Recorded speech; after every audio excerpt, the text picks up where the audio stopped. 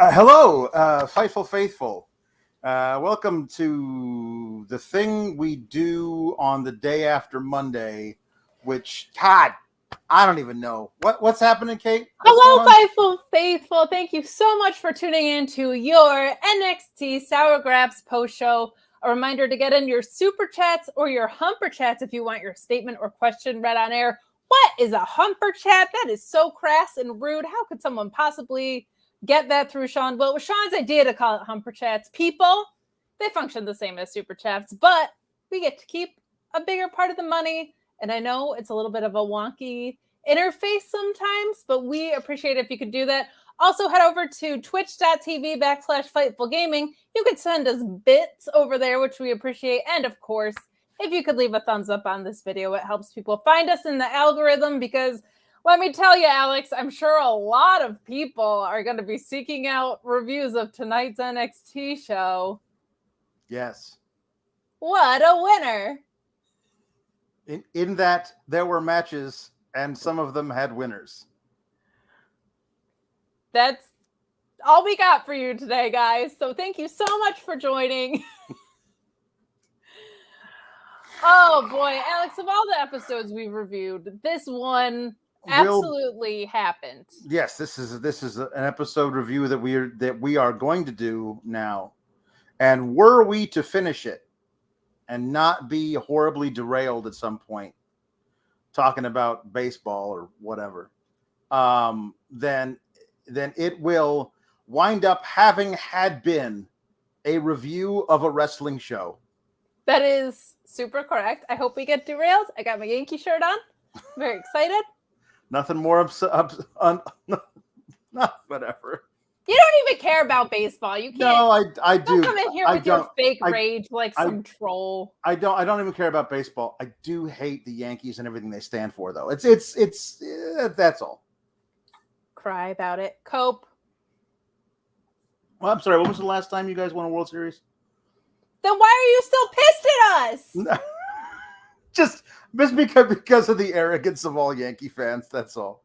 That's all. Because we have the most world championships of any team in history. Yes, you're right. No, it's all the teams that existed back in 1905. You're better than all of them. Killed it, pal. I love this fake feud we have going on about it's real. Derek Jeter. It's so very real. Yeah, I like watching the captain better than I like watching Raw, and I like Derek Jeter better than I like you, Alex. So that's what I did yesterday while you reviewed Raw.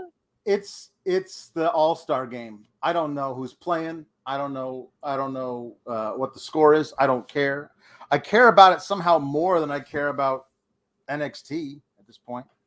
Well, that's because NXT has the excitement of a tumbleweed. We have a few super and humper chats about this, and there are people in the chat who are like, please, no baseball talk. And I'm like, yeah, I mean, listen, any other day I would say I would agree with you, but on this particular day, Brandon and Enman says, SGS for life, love you guys, WWE sucks. A-Royd is greater than Jeter, but Jeter is an all-time the GOAT like Yankees fans think. Isn't an all-time that's why he's so overrated. Alex is right. As what does it say? Where did it all go? As always, keep up the great work. Much love from your biggest Canadian fan. He's probably a Blue Jays fan. Derek Jeter hit over 320 in 4 different seasons. He's a 14-time All-Star. He's a 9-time Gold Glove winner. And he wasn't juiced the entire time like the rest of the era that he played in. He came up clutch so many times in the playoffs, which is just something that Milwaukee fans have no appreciation for some reason. But we're not here to talk about how Derek Jeter is better than Alex. We're here to talk about NXT, kind of. Yeah. And we're here to wish Mark Quill a happy birthday. Happy birthday, Mark Quill. Yes, happy birthday, Mark Quill. Happy birthdays in the chat from Mark Quill. A happy birthday. He was the leader of the Council of Marks from the Sour Grap Society. Also, taking humper chats and sour chats, and super chats all evening. Requests for different voices to sing "Happy Birthday" to Mark Quillen. because Marquell is awesome. It's true. Paul Elizabeth says, in the steamy, hot Northeast, all we can say is keep cool, gabagool. Besties, arguing baseball is awesome. My dad rules. My dad is what you would call an enabler, as he took me to many a Yankee game back in the day, including 9 in 1998 alone. Wow. Nathan DePaul says, my car died on me today. That sucks. And Lord knows what the cost will be. But I still wanted to pay $10 to say that Derek Jeter is an exceptionally average shortstop. So thanks for the money. Sorry about your car. Thanks for the dollars. Keep them coming. Call Derek Jeter mid all you want. If you're going to send us money, fine. Yeah. You can be wrong. You can send us money and be wrong. Matthew Plus does it constantly. Yeah, that's true. You cannot. This is banned, though. You cannot make me feel this old. Ryan Sullivan says you were born in '98 when the Yankees won 125-50, the greatest franchise in the history of baseball. But is that the last time they were good? Ryan Sullivan says, well, Mr. Burns had done it. The power plant had won it, with Roger Clemens clucking all the while. Mike Scioscia's tragic illness made us smile, while Wade Boggs lay unconscious on the barroom tile. That is, of course, from the greatest Simpsons episode ever. Homer at the bat. Spoiler alert. Ryan is a Phillies fan. So, yeah. Alex, when was the last time the Yankees were good? Brewers fan. I'm not comparing and contrasting. That's a very different thing. No, I'm not saying because the Yankees are the greatest franchise in baseball. I mean, but let's talk about you. What do you want to talk about? You want to talk about JD McDonough? I guess.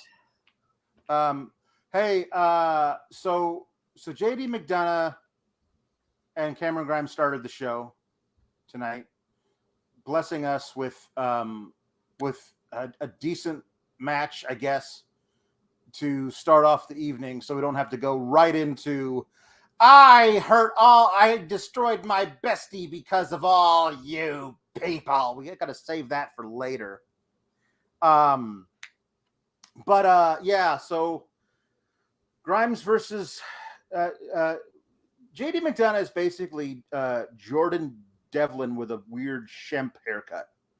Remember Shemp from the Three Stooges? He's got it parted down the middle and it's too stringy and it like does a lot of this. It looks like Peter Dinklage. It's not a great haircut. That's not, and it's really not good for matches because it all goes forward. It's all like floof, and he has to. That's true. So that's Hey, listen, it's a thing. It's a match that happened. Joe Gacy showed up in the Raven's Nest to let Cameron Grimes know he was there. JD McDonough, I guess his thing now is that like he knows how to surgically hurt people. Like we'll find that out later. He's done a lot of, taken a lot of anatomy classes. And so he's just works over Grimes's left leg for the entirety of the match, most of the match. Grimes is basically unable to stand by the time JD McDonough does his weird I'm gonna pull you up into a suplex deal. Cool? Like it as though it hurts more. Like a standard backdrop hurts more because he pulled you off the ground into it. It's all I've always thought that was a weird move. It might be cool as like a transitional move, but as a finisher, it's whack. And then he wins. Thoughts? Okay. Let's start with Joe Gacy in the Raven's Nest. If you just want someone to know you're there, send them a text message. It's distracting. How are you supposed to win a match? If that's your guy and you want that guy to win, how does being me creepily appear help? He doesn't want Cameron Grimes to win. He wants him to lose. Cameron Grimes to hit rock bottom so that then he will be easier to be more malleable. I could mold him into my image if he's right. Because look at who he recruited. The guys who hit absolute rock bottom. And they were like, I guess we got nothing else. I guess it's either, I don't know, we jump off a bridge or go back to England. And he was like, wait, there's a third option. Join me, and in a few months, you'll shave your beards and put in wonky contact lenses. And they were like, yeah, I guess that's better than death or Britain. Fatal flaw in this in general is that implies that losses matter in NXT when they just don't. Otherwise, Grayson Waller would not be riding high in this promotion. But I will say they have mattered to to Cameron Grimes continuously as he was trying to win titles for his dead dad. So, like, if someone's gonna bottom out, hit rock bottom, that makes sense to be that guy to do it. I just don't know. We're dark and twisty and we don't win anything is like a tough sell. Like the Wyatt family won stuff. I mean, I guess they haven't won anything yet. I mean, they're not gonna, but like that, I guess that's the whole thing is that eventually we're going to take over the world, Pinky. Like, they're not JD McGonna do that though. Holy shit, I'm funny. You are.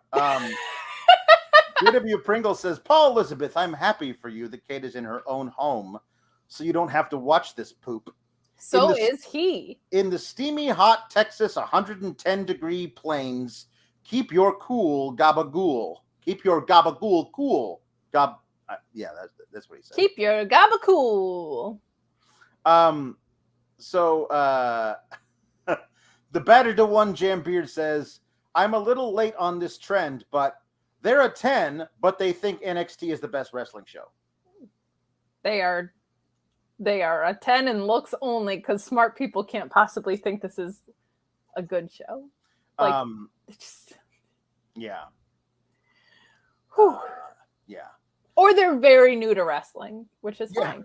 Yeah. So, I guess we'll talk about this later. Somebody tries to talk to Cameron Grimes, and God bless Cameron Grimes for doing his best, man. This whole story is dog shit at best, but he is trying to find a through line for his character. They come to him and they're like, "Hey, Cameron Grimes, not now. Cameron Grimes, you had a tough loss to JD McDonough. What do you have to say about that?" It's like, I said not now. You came up to me and you asked me these stupid questions after I lost North American Championship. Said not now. Yeah, he's just screaming at this person. He says, "You asked me all these stupid questions after I lost my North American my NXT title match. I said not now. What part of not now do you people not understand?" And it's true. If you go back to those little post-match interviews, he has increasingly gotten like he started out like, "Listen, I know you're just doing your job. Really, I just need to be alone right now. Okay? Cool. Thank you." And then the next one was like, "Hey, could I please have a little bit?" And then he becomes like, "I'm Cameron Grimes and I'm really angry. I got this. I'm walking out of here shirtless while pushing a very small suitcase out the door. I like to get in my Uber basically wearing nothing at all because it weirds them out on my way to the hotel. Yeehaw." Excellent impression. The way he reacted, you would have thought Tony Schiavone was talking to him. It's true. He's always getting called an asshole and to shut up all the time. But God bless Cameron Grimes. He's out here trying his best. He really is. Did seem disproportionate, though. Like, he could have been like, "Hey, I don't know if you noticed, but y'all keep interrupting me all the time. I said not now. Maybe respect my boundaries." But he went off. Yeah. Just like Derek Jeter did during the Dynasty years, just like went off. Mark Adamek reminds me, of course. She says Jeter loses all clutch credit for being the captain when the curse of the Bambino was erased by blowing a 3-0 lead on his watch. God, remember 2004? That was a great year. That was a great year for sports, wasn't it? How was that Derek Jeter's fault? Well, no, if he gets all the credit for them winning, he has to take the blame for them losing in the most embarrassing way possible. I mean, you can't have the one time means he's not the captain. The one time anybody has ever lost that badly, yeah, I guess it would be his fault. That erases his captaindom. Well, like, easy. Yeah, I'd say the way they lost after winning the game 3, 19-8, and then losing 4 in a row to your biggest rivals, I'd say that like negates at least 2 World Series championships right there. So we'd still have 3. But not 5. Not 5. How does only having 3 championships, which let's see how many are in the Brewers' entire camp, make you not the captain of the team? These things. I'm not even talking about because our teams. You're just you're trying to cast shame. I think there's probably been at least 3 or 4 shortstops in Brewers history that have been, or at least 3 or 4. I don't know who they are. Name I don't know who they are now. Molitor, I think didn't he play third base? No, that's right. And you're right. You're right. There were a couple of. Yeah, I am right. Yeah. Right. Just honestly, the fact that the Brewers have been really terrible at drafting middle infielders their entire franchise history doesn't make Derek Jeter better. Just makes them bad. No, it just makes all of your points all the more hollow. Pick a measure of success and let's see where Derek Jeter stands on it. This is so funny. 14 All-Star games because people in New York voted. You couldn't even go with the classic. How about the Yankees were always winning World Series, so Joe Torre was always managing All-Star games? That's true, but he got voted in mostly because of the players. The people voting were too stupid to actually know who was good that year. Because 4 of those years he hit over 320, 4 back-to-back seasons. JW Pringle says baseball has captains. Only captain I follow is Captain Planet, and if you disagree, he'll turn you into an effing tree, says Luis. He'll take you down to 0 is what he'll do. He'll do it. Anton HHH says, enjoyed the hot Chicago weather on a cruise downtown. Thanks for watching NXT for me. Also, FYI, Yankees ruin sports. Go Sox. I'm assuming he means go White Sox. Yeah. Cry about it. All of you can just cry about the Yankee dynasty years. It's fine. It's funny. The battle to one jam. Please keep sending in super chats about how mean the Yankees are for winning, for being good at their jobs, for buying wins. Yes, that's true. The battle. Oh my God, they've had the highest payroll for the past 2 decades and not won. It's not the same. You can't buy a championship. Yeah. But keep sending in your money because the Yankees hurt your feelings. The batter to one Jam Beard says Derek Jeter is okay, I guess, but he's no Roberto Alomar. Yeah, no, he doesn't spit in umpires' faces and have home runs scooped over the fence because he's not an asshole to umpires. And then go to the Mets and just bottom out your entire career. Oh, that's great. Alpha Bill says to JW Pringle, I only follow Captain Kangaroo. Captain Kangaroo, that's good. That's good. Yep. Shocky29 says, so by your math, Giannis 1 NBA title is negated by the Bucks going to the Celtics, right? I don't know how that is at all relevant. It's not the same thing at all. I mean, people lose, like teams lose series when they're up 3-2 all the time. A bunch of teams lost that way to the Bucks the year before, if I'm not. Nobody's ever been up 3-0 and then lost 4 in a row. So it's a different thing. I mean, it's similar but different. Okay. Whatever helps you sleep at night, pumpkin patch. So anyway, what happened? Oh, right. So Alpha Bill saying Cameron Grimes is 1 step away from being an old prospector. Oh, damn, there's gold. I'm going to use that gold to fuel my rocket to the moon. There you go. Battle to one Jam Beard says, this Grimes promo sounds a lot like when Kayla hunts down and bugs Paul Heyman on SmackDown. I can see that. See that. Hey, so there's a bunch of promos backstage, like the pre-Battle Royal promos from all the top ones who are like, I'm going to win the Battle Royal. That's me. I'm going to win it because this is a thing about me. I try very hard to win, and therefore all the other girls don't, and I will win. Kind of.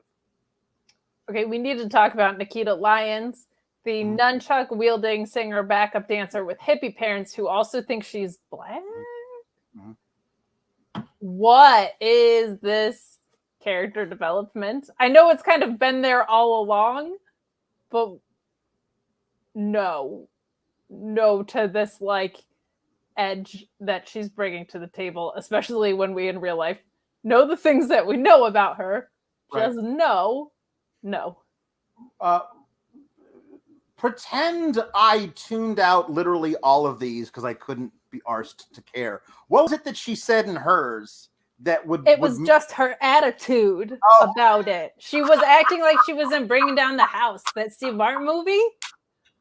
Oh my God. Okay, here's my issue with Nikki Lyons, because she's good in the ring. If she was just wearing normal gear, nobody would give a shit about her. I'm sorry. Yeah. Nobody would care if her butt wasn't hanging out. And I don't know what this like sudden, it's not sudden. She's done it. She's had hints of it, but man, was it prevalent tonight. Yeah. It was weird and needs to go away immediately. Yeah. Yeah, no, it's not great. Tiffany Stratton did her like, oh my God, it's so unfair that I even have to compete. I should just be given everything because look at me. And then Indy Hartwell says, I was stupid to have any friends. Now I will have no friends. And I was like, in WWE, you kind of are stupid to have friends. Okay, sincerely liked Tiffany Stratton's because she's been winning. So the fact that she was like, oh my God, why do I even have to be in this thing? I kind of liked. And Indy Hartwell, I mean this so sincerely. I sincerely love that she should have justified more trust in her serial killer ex-husband than she should have trust in just normal people walking around backstage at NXT. Yeah. It helps me tremendously. But Indy Hartwell is, I think, doing really, really good work, to be honest. Like she is trying to make things make sense after getting just a basket of crap. And I appreciate that about her. Like the people that she was in a storyline with disappeared. And ever since then, she has acknowledged that as we move forward in a not so overwhelming way, like in a way that makes sense. Yeah. So, oh, by the way, I guess I didn't mention this.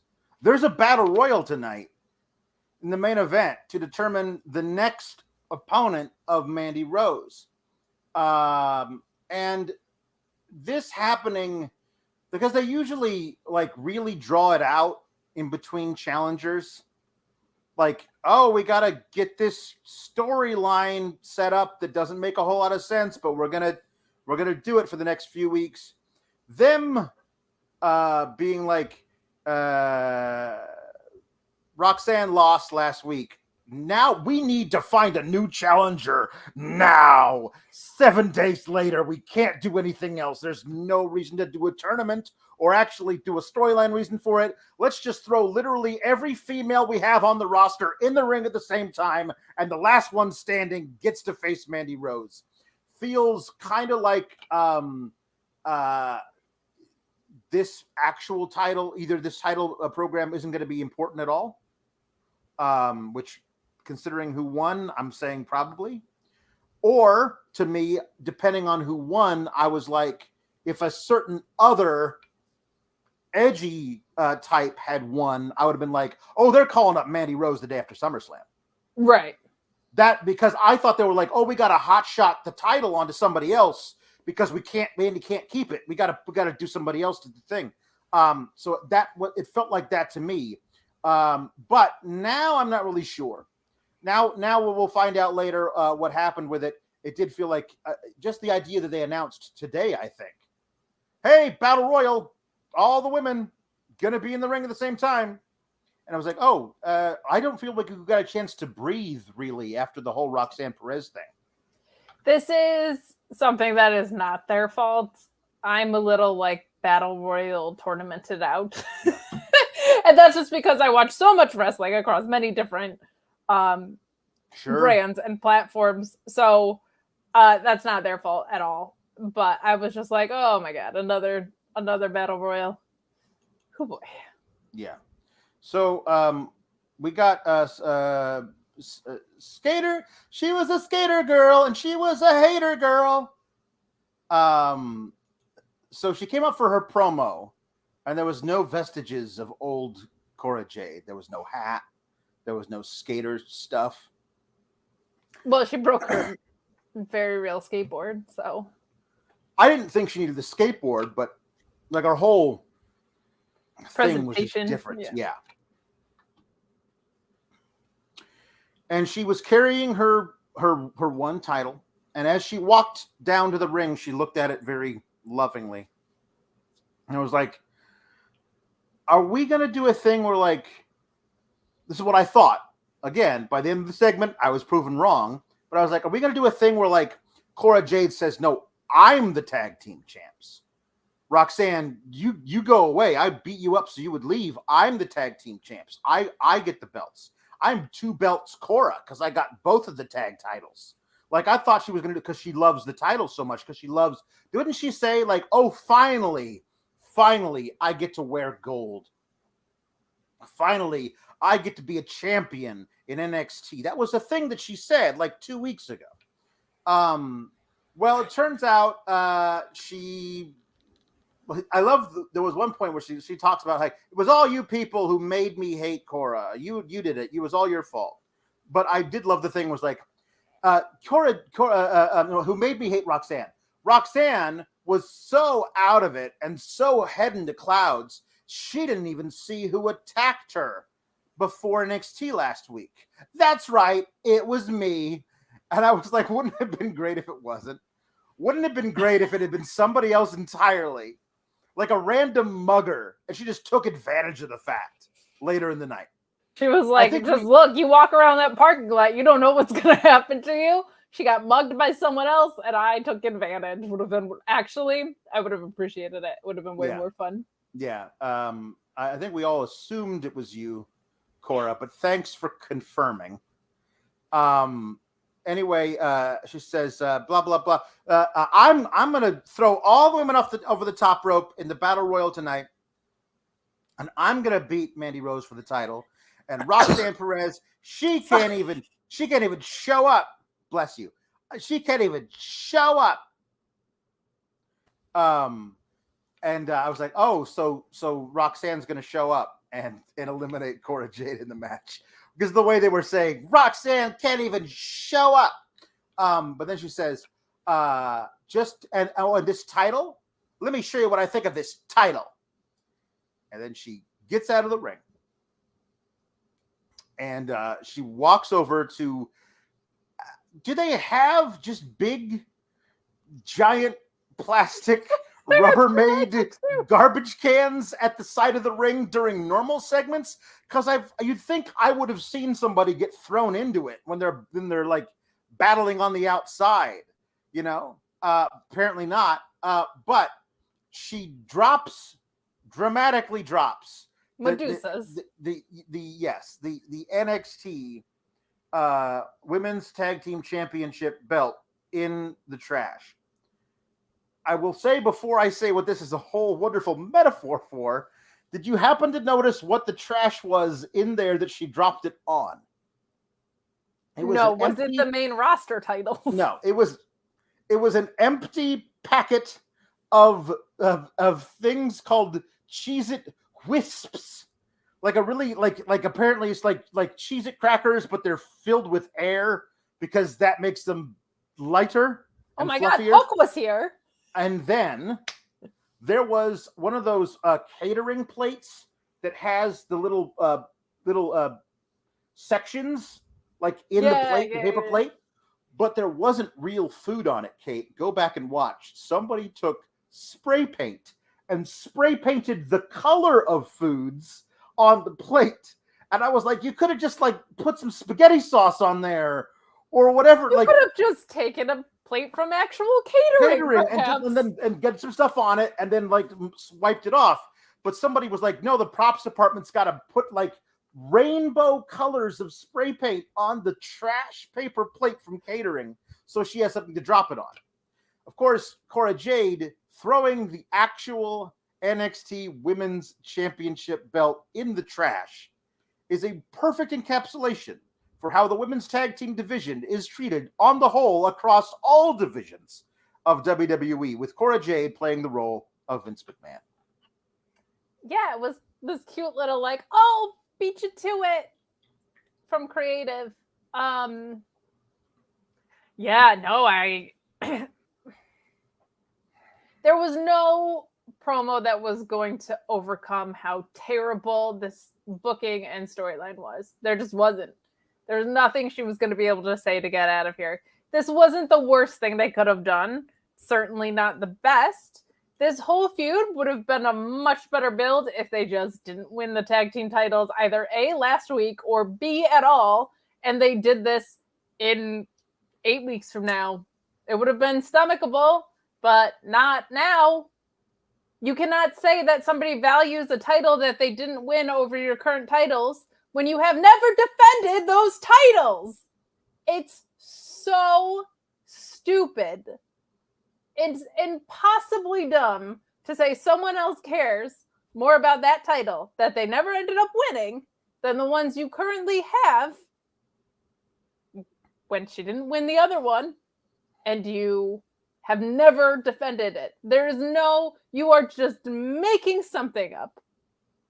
It is absolute trash. And by the way, the only time that Cora Jade has held a title was when Roxy came in here.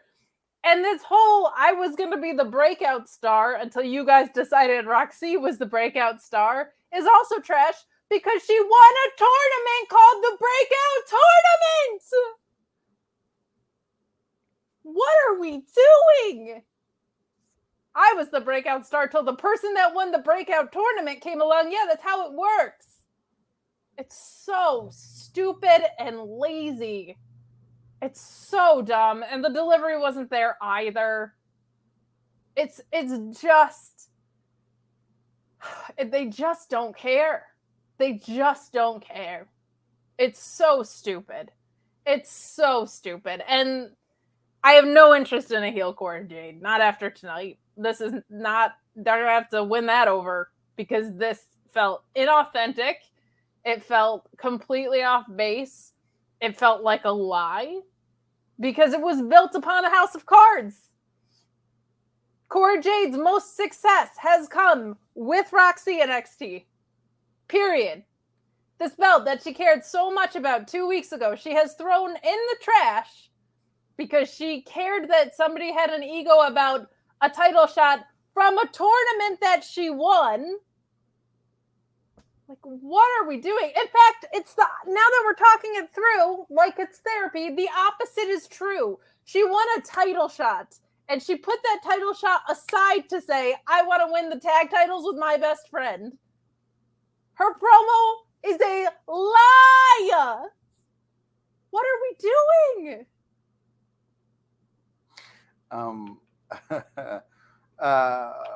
Yeah. What we're doing. Explain your particle board skateboard.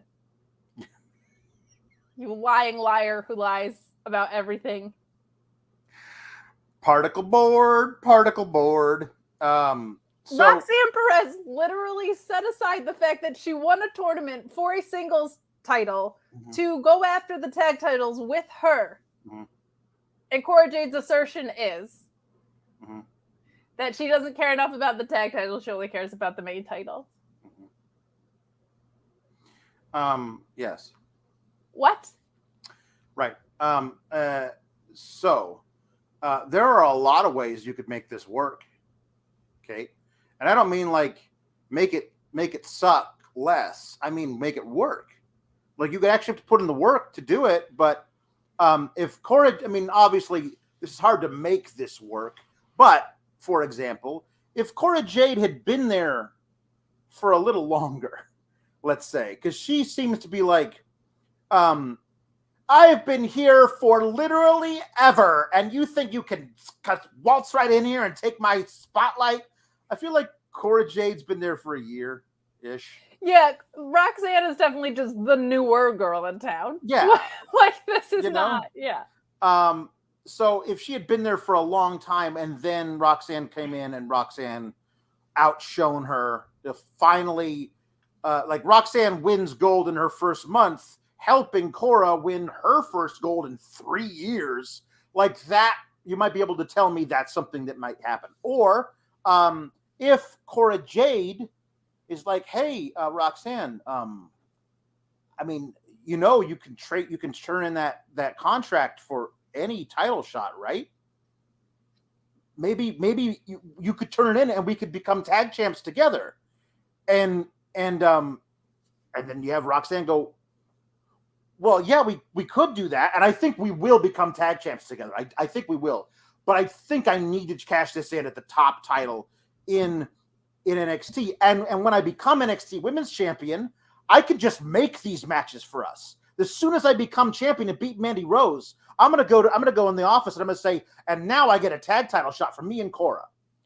And Cora can take that as some kind of affront to her that she asked Roxanne to put aside her singles career to be a tag with her, and Roxanne said, no, actually, I really want to be NXT Women's Champion. And then you could actually do the work of watching how that being rebuffed by that request, how that changes Cora Jade and her relationship with Roxanne. You could actually make this whole thing work, but you did none of that work at all. I just said, let's just. That's what you did.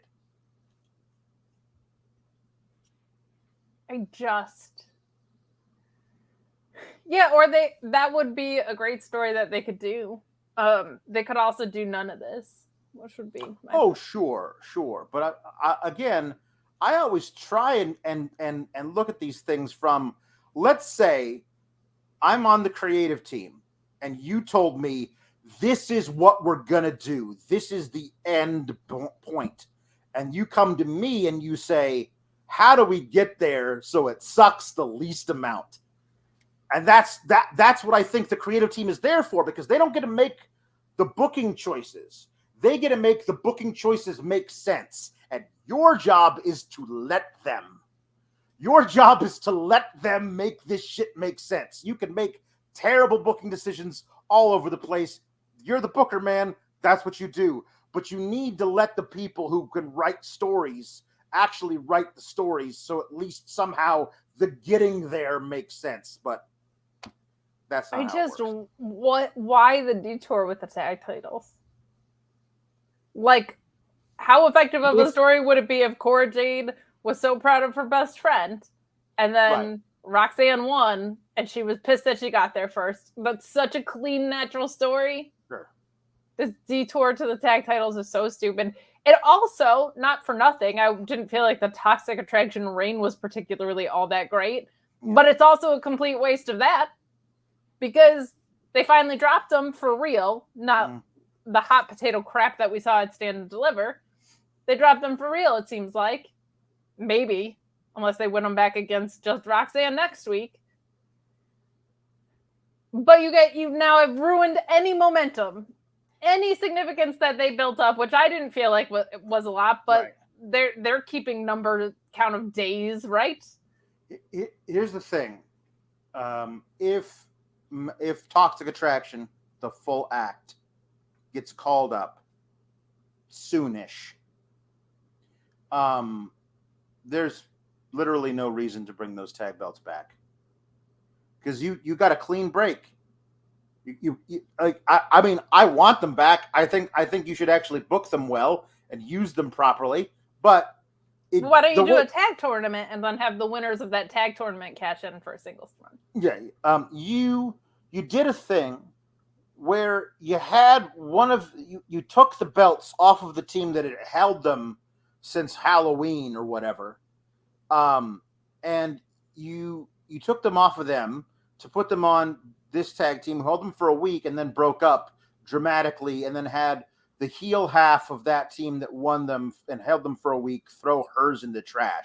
That feels like a deliberate thing to do to end the tag division. Right, but that would imply that they have any sort of wherewithal for symbolism or giving a crap about what a story looks like. They should have one set and it should float between brands, and that would be awesome, but they're never going to give us that. Yeah. And what tag teams are there? There's Katana and Kaden, and Toxic Attraction, and who else in all of WWE? They're building toward making Ivy Nile, and Tatum Paxley and Potato Tater. Ivy and Tater. I would like to actually see them as tag team champions. That could be fun. Jim Pringle says Alex trying to make NXT 2.0 blow better makes me sad. The horse lawyer is dead. Please stop beating it. Say it ain't so about the horse lawyer. So we got a lot of Humper and super chats about Hater Girl. She was a skater girl and she was a hater girl. Valob says your longest reigning Fightful member. It's true. 17 months as a Fightful member. Thank you, Valob. Says reminds you that Cora took credit for the mugging attack on Roxy because you never know. It could have been anybody. Could have been anybody. Anything can happen in that parking lot. We still don't know what happened to Hideo Itami. That was like 8 years ago. I would love it if Cora Jade took credit for it, and then Mandy Rose was like, no, I beat her up in the parking lot. And then Gigi Dolan was like, I beat her up in the parking lot. And Roxanne comes out and she was like, I got mugged in the parking lot 7 times, you guys. I was over and over again. I was just regaining consciousness and another lead pipe to the head. When you said, I said, we still don't know who attacked Hideo Itami, and that was 8 years ago. And then the next thing out of your mouth was, I hope Cora Jade takes credit for it. And I was just thinking to myself, like, what would she be, like 11 years old and attacking Hideo Itami in the parking lot with like a wrench or something? That would have been great. That would have been long-term storytelling. Yeah, way more. We love that. You know what this isn't, Alex? What is that? It's not a way to build stars. Well, no, it certainly isn't. It's like they've cast some sort of spell on these stars. It could be. You know what I mean? Yeah. The interface is going to get screwed up for a second, guys, so bear with me. But we're gonna play an ad that makes that segue make sense momentarily. Starrcast 5 looks to be the biggest Starrcast ever. I'll be there July 29th to 31st, Nashville, Tennessee at the Nashville Fairgrounds SummerSlam weekend. They've got great panel shows, including reuniting the old Talking Smack team of Renee Paquette and Bryan Danielson for sessions. You got Saraya turning the page, The Last Ride of the Four Horsemen, and Bret Hart 30 years later after the British Bulldog SummerSlam match at Wembley Stadium. Starrcast will be capped off by Ric Flair's final match, which takes place Sunday night at the Nashville Municipal Auditorium. Sold so well, they had to move it to a bigger venue. But it's also got another great set of talent appearing on this show from AEW, New Japan, Impact, MLW, AAA. You got Rachel Ellering, Deonna Purrazzo, Jordan Grace in a 3-way knockouts match. Killer Cross versus Harry Smith in a rematch of their great Bloodsport match. Motor City Machine Guns against the Wolves. Briscoes versus the Von Erichs. You got Rey Fenix, Bandito, Taurus, Laredo Kid in a 4-way match. And the show, again, headlined by the final match of Ric Flair. If you're going to be in Nashville, head to Starrcast.com for more information on Starrcast tickets, meet and greets, and last match tickets. For those of you who won't be in Nashville, you can head to RicFlairsLastMatch.com, pre-order the event, and watch the docuseries Ric Flair, The Last Match, with new episodes every Monday at 6:05 p.m. Hey, you know what else you can do? What's that? As we get our little brandy backgrounds back on track, you can go to FightfulSelect.com and you can subscribe there to read all about how some women in WWE are upset with their screen time or lack thereof and presentation on screen. Who would have thunk it, Alex? What would make them think that about things? I don't know. Hey, how was yesterday's 24/7 title? No, it was so great. It was so great. Alexa Bliss was 24/7 champion for 3.5 seconds. It was awesome. Woohoo! Why are the women so sad? You can also read a lot more. There's plenty more scoops coming, including Kenny Omega maybe getting a little closer to return. as he is recovering from like 47 surgeries. Plenty more for you to check out on Fightful Select, including Team Kalex doing a Death Before Dishonor review. If you are into the Ring of Honor / AEW product at all, Alex and I will be behind the paywall reviewing Death Before Dishonor, an event that I went to last year and left early to see the debut of CM Punk. I left the main event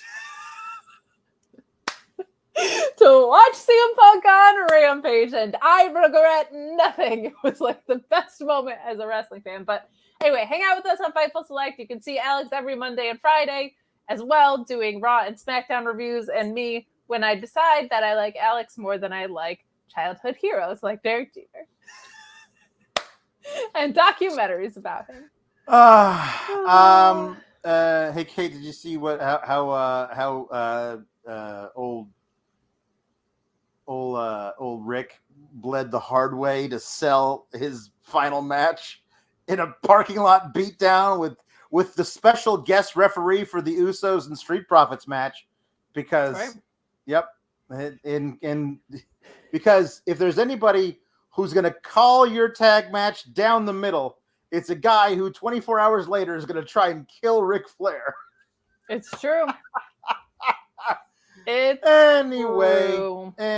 I saw a picture of him and was like, he looks one up. That doesn't look good. And he was just lacing his boots up. So I'm very excited for a lot of the Starrcast card. And then that event is also happening. So. Yeah. The Battle to One Jam Beard says AEW gives us a skateboard covered in thumbtacks. NXT gives us a particle board and a terrible Saturday morning cartoon villain. Jedward Pringle says, I am the breakout star. No, I am the breakout star. No, I am the breakout star. Yep, that was good. That's a good one. Team Hell Breakout star. Nailed it. Yeah.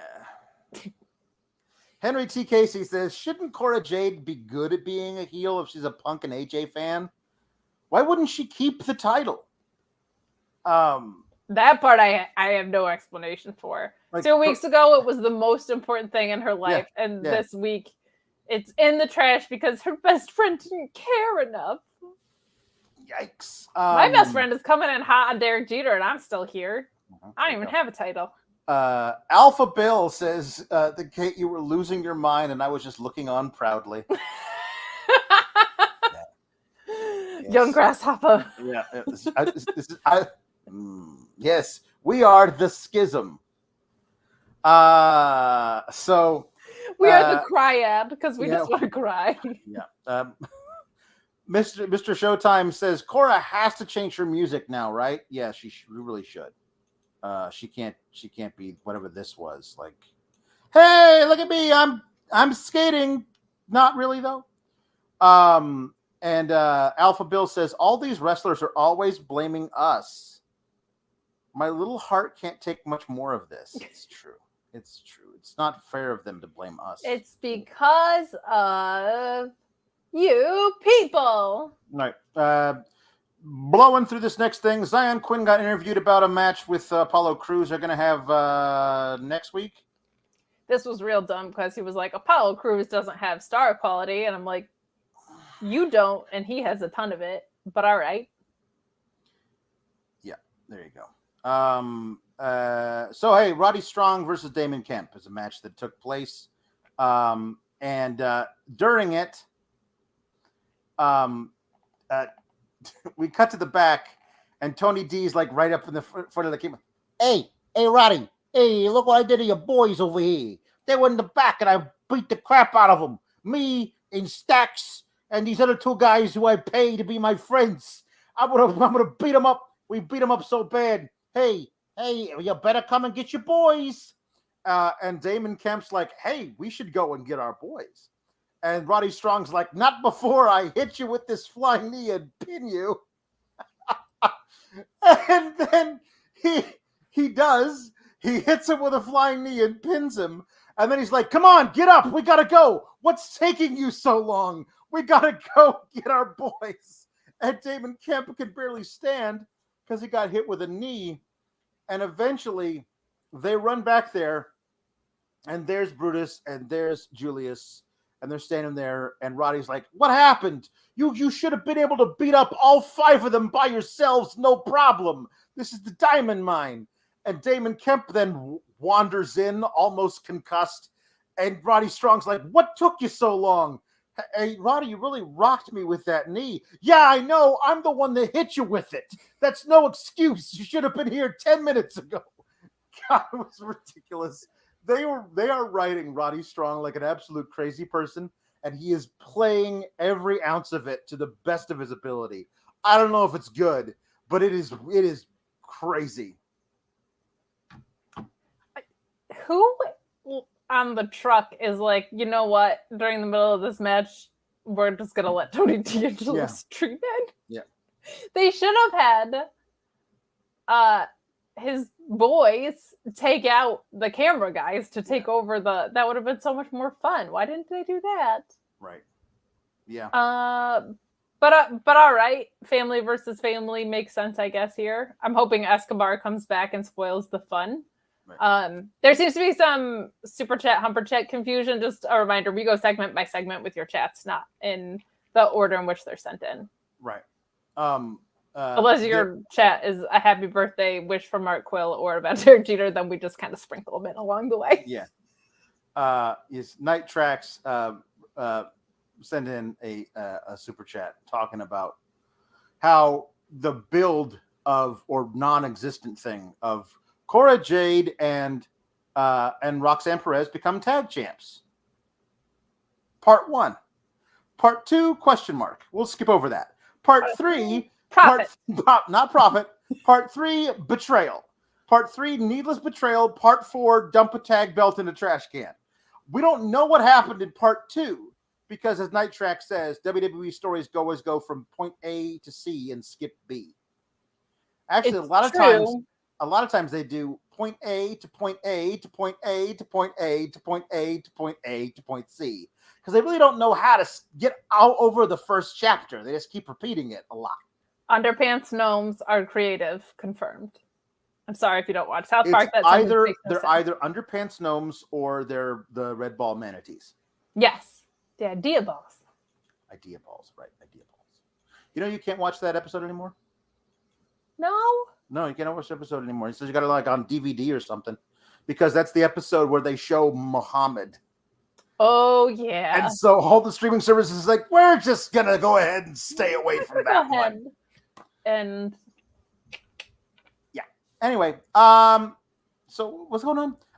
Nurguru says, and boy, if throwing a women's tag title in the trash isn't the axiom of how WWE feels about women's tag titles, and I don't know what is.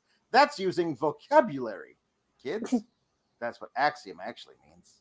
Oh God, we'll talk. It doesn't mean Lucha Mathman. No. Yeah.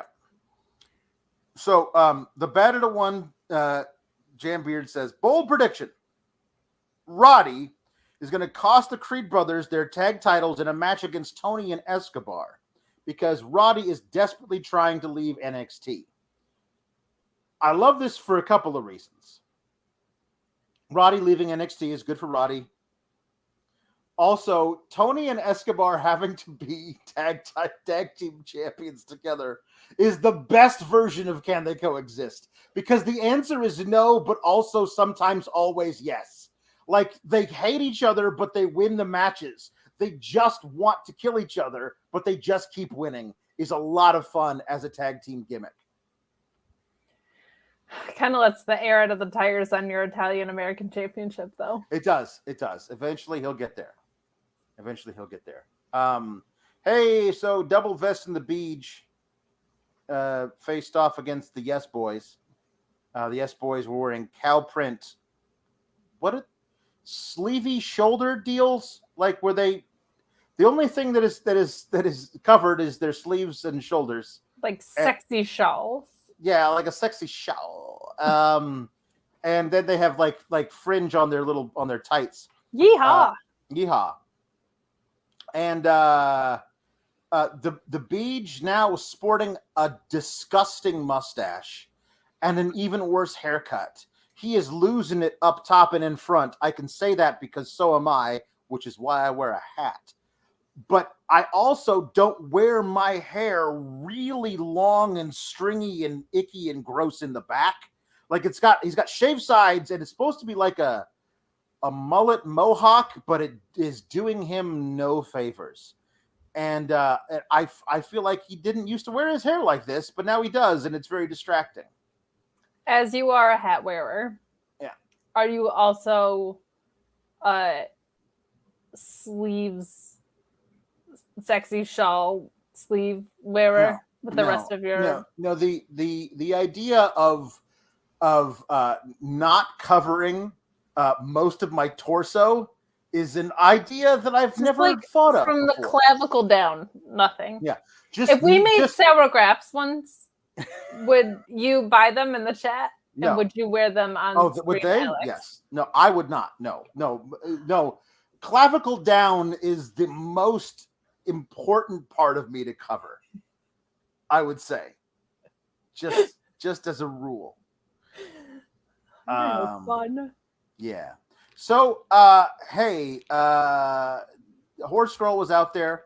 Horse Girl got actually knocked off the apron, and there was a lot of discussion about whether or not she was going to have to miss the Battle Royal because she got knocked off the apron. And I was like, if they turn this into an angle where she has a match versus one of the Yes Boys, I was like the whole, like, she already punched them once, and then she got knocked off the apron by one of them. I was like, what are we, like, I don't need the whole, like, whatever. The Yes Boys and Tiffany Stratton versus Double Vest and the Beach and the Horse Girl feels like something they would do at some point. That could be fun. I mean, as fun as mixed tag, triple threat, the 6-man tags, no. We need to talk about Wade Barrett's Brokeback Mountain comments. Yeah. My favorite movie of all time, Brokeback Mountain. What? I don't know, man. I don't know. I want Wade Barrett to review that movie. I don't believe it was his favorite one. I want to hear a plot summary from Wade Barrett. At one point, when what the hell's his name? Vic was making fun of him later about a bunch of stuff. I wanted him to like stop, pause, look over at him, and go, "I wish I knew how to quit you," and then just move on. Like he should just pepper in like things from Brokeback. I feel like with Horse Girl too, they should have made a Christopher Reeve reference. Yeah. When she fell and they were like, "Oh, we don't know if she can compete later." Just be like, it's not the only tragic non-horse related thing. I'm very sad we didn't get our horse contract signing either. This whole thing was a mess. Yeah. I'm thinking they're gonna run it back, which I'm not. Of course, they're gonna run it back. Excited about. But the idea of I did appreciate. Why do you think Double Vest and the Beach are so terrible? Like such a terrible representation of the NXT UK tag titles. Well, for starters, they've never wept openly when England has been eliminated from another World Cup. They do not belong. And I was like, that's pretty good. That's actually pretty good. I like that a lot. Shout out to the crowd for chanting USA, by the way, during the NXT UK tag title match. Yeah. Good job, guys. Yeah. The Battered to One Jam Beard says Alex should wear a sexy shawl for Halloween. That is not happening. How much money in super chats? Oh, hundreds of dollars, and not in super chats. Those don't go to me. Come back on Monday and Friday nights and send in sour chats for that. Jerry Pringle says those shirts look like a welder's cape, but those have purpose. Is that what they look like? I don't get. These have purpose. The purpose is fashion and the purpose, breathing air for your nips. The purpose is to make the rubes in Central Florida uncomfortable with how attracted they are to Yes Boys and therefore angry. We don't say rubes enough. We don't. That is my overall phrase for people who pay money to attend WWE events. And I'm sorry that if that envelops anybody else that isn't a rube, but yeah. Alpha Bill says, so Wade is horse girl Michelle Williams. Basically. Yeah. Or horse girl Anne Hathaway. Could be. Could be. Hey, so remember last week that we got Joe Gacy saying the schism will reveal themselves. Apparently, Pretty somewhere deadly. Pretty deadly with jammies on, man. We know. Apparently, the schism is in a reference to the entire faction, including Joe Gacy. And the dyad is still the tag team name, which is really confusing. If you have a name of a whole group, and the group is 3, and then when 2 of those 3 people appear together and the third one doesn't, they have a different name, that's confusing and also dumb, and also don't do that. So just call Joe Gacy, you're Joe Gacy, and they're the dyad. That's fine. Oh, you're only allowed to be the schism if you're planning on like bringing in 4 or 5 new members and soon. Alex. Yeah. Who is in the New Day? Well, at one point it was Big E, Kofi Kingston, and Xavier Woods. Right. And when 2 of them came out for a match, what were they called? The New Day. Oh, okay. How dumb do they think I am? They're very dumb. They think you're very dumb, Kate. And like sometimes, but not that bad. So we see a thing where he's like, he removes their hats, and then we see that they're little jammy hats, as opposed to Jimmy hats, which are very different. But the jammy hats, you pull off when you see what's obviously James Drake from Grizzled Young Veterans, and God damn it, do I hate being right sometimes. But he's grown out the beard more than I've ever seen James Drake grow out the beard. And I dare say that in silhouette, it looks pretty good on him. And then he baptizes James Drake. And James Drake comes back up with these weird black contacts and completely clean shaven. And I was like, oh, it's like, hello, now you are Jagger Reed. And I was like, that's okay. All right, Rolling Stones fan, James Drake, I see you. All right, that's fine. And then I was like, oh God, no. What does this mean for Zach Gibson? Oh no. And then he takes off Zach Gibson's hat, and it's obviously Zach Gibson with the big bushy goatee. And then he baptizes him, and he comes back up, and he's now clean shaven. And Zach Gibson, clean shaven head, clean shaven face, one giant milky white contact is the scariest thing I've ever seen in my life. It doesn't look right. He looks like Sam the Eagle from the Muppets as an actual living, breathing human being. It doesn't work, Kate. He needed the beard. As a guy who needs the beard, which is why I keep the beard, I know what I speak. You can't just shave guys willy-nilly. It's not good. I'll say this. At least this name change comes with a complete identity change.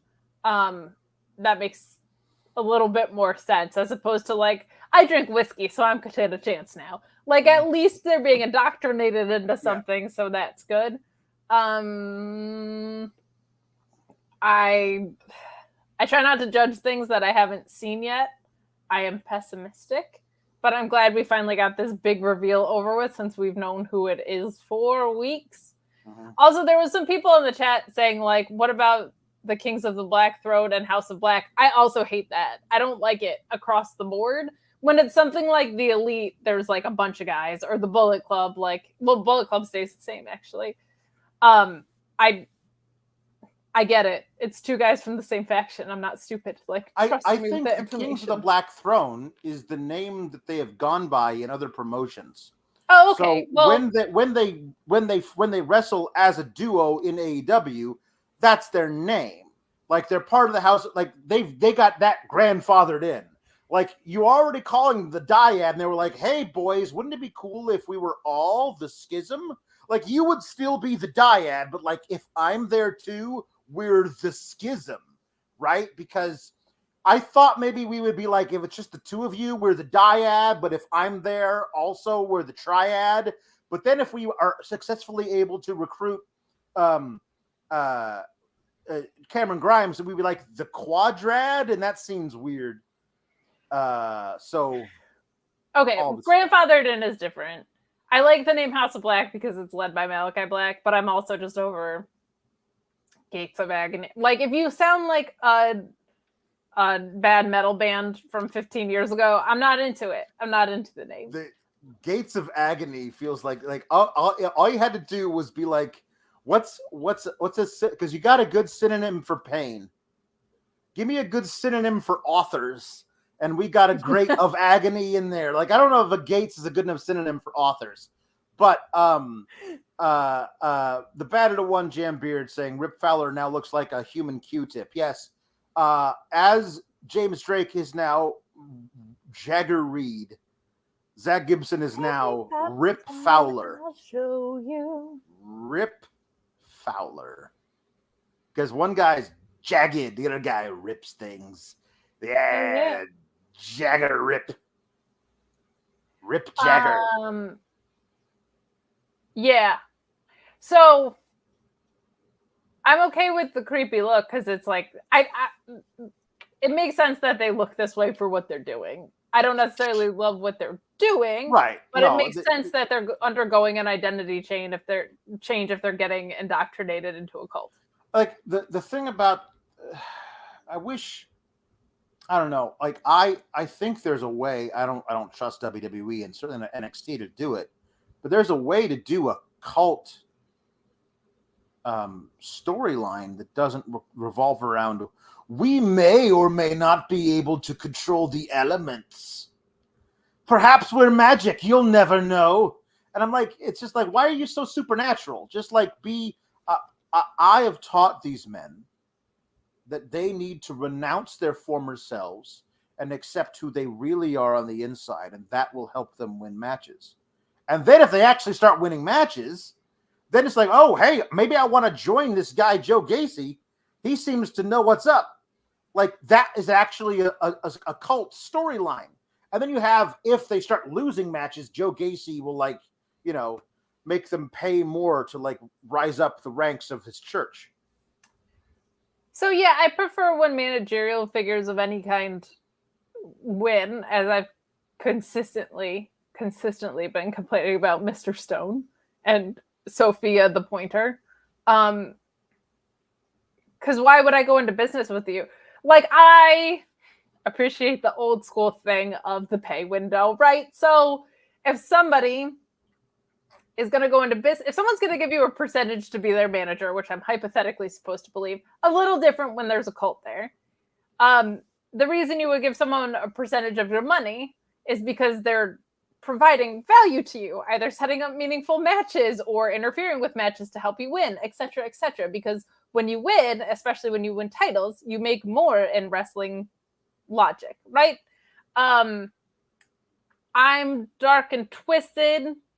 Like, the thing with GYV becoming this is they're like with Cameron Grimes, there's at least continuation, right? Cameron Grimes is losing. Winning means something to Cameron Grimes. Like, there's something for Joe Gacy to prey on there. GYV is just with them now. That's it. Yeah. They just are. All right. The pen pals of Ouchie. Authors of Pain, Gates of Agony, and your headliners, pen pals of Ouchie, coming live to Starland Ballroom. The Bad of the One Jam Beard says, so does that mean that James Drake has the moves like Jagger? Yes, it does. Adam Levine told me. Nerd Guru says, I'd like to take a moment of silence for the grizzled young veterans. Thank you for countless bangers and entertaining promos all the time. Hope to see you in AEW someday. Amen. Damn, man. The Grizzly Young Vets were so friggin' great in NXT UK. And they actually had some really good matches when they first came over to the States, too. But damn, it's been a while since they were allowed to be as great as they are. And honestly, here's the deal. I can rag on these weird little names and the fact that Zach Gibson just don't look right with no beard. But if you actually book these guys to have great matches and win them, spoiler alert, NXT isn't going to do those last things. But if they did, I would have no complaints. Because as long as they can go out there and turn in banger after banger like they know they're capable of, that's the most important thing to me. And they're not going to be allowed to do that. Complaint in that case would be, again, something that's not in their control. But I don't really like dark and twisty gimmicks to start with. So to have House of Black and Edge's not thing that was his thing, Judgment Day, which now lacks Rhea Ripley, and this, it's just like a lot of dark and twisty, which is just too much for me. Yeah. NCB says, I haven't heard anyone say Jimmy hats since 1992. I love the SGS. It's true. Hey, Alex, you know what? What's that? Sometimes when you go to put on your Jimmy hat, yeah, there's nothing really popping up underneath. You know what I mean? No. Go to put a Jimmy hat on. It's a little bit faster. Not a lot happening, and you need a little bit of assistance. Sean Ross Sapp is here to tell you all about how to fill out your Jimmy hat if you're having trouble. Your penis is soft. Let me help. Not like that. BlueChew.com. Code Fightful. Blue Chew brings you the first chewable with the same active ingredients as Viagra and Cialis, but it's ready when you are, or when you're not. It's not about having a problem. It's about having that performance, that excellent performance, that confidence. Fill out their online questionnaire. You work with an online physician. You won't have to wait in line at the pharmacy or the doctor's office. It's shipped discreetly and directly to you, and you get that first shipment free when you use that code FIGHTFUL at checkout. You want to be confident, don't you? You want that pay-per-view, that main event performance. Don't let yourself or somebody else down. Use BlueChew.com and the code FIGHTFUL. Okay, so not to correct my boss or anything, but like, is it about performance? Yes. Is it more about filling out your Jimmy hat? Yeah. Like, yeah, I would say that it is. Take all that money that you have saved with Blue Chew and go to subscribe to Fightful Select, would you? So that you can join Alex and I talking about a product that it seems like we're going to like a lot of the things that are on this card, which is neat. So join us for our Death Before Dishonor review, where we will not be talking about a product we don't like in Derek Jeter. Yeah, we're going to call it Death After Dishonor. Oh. The Transcribers of Torment. That's good. That's good. That's good. So yeah, and also good, I guess, is they kind of did this thing with the promo. They said the dyad are going to soon to be recognized as the new something. So they didn't actually get to have old Zach Gibson go, "Seen to be recognized," which I loved.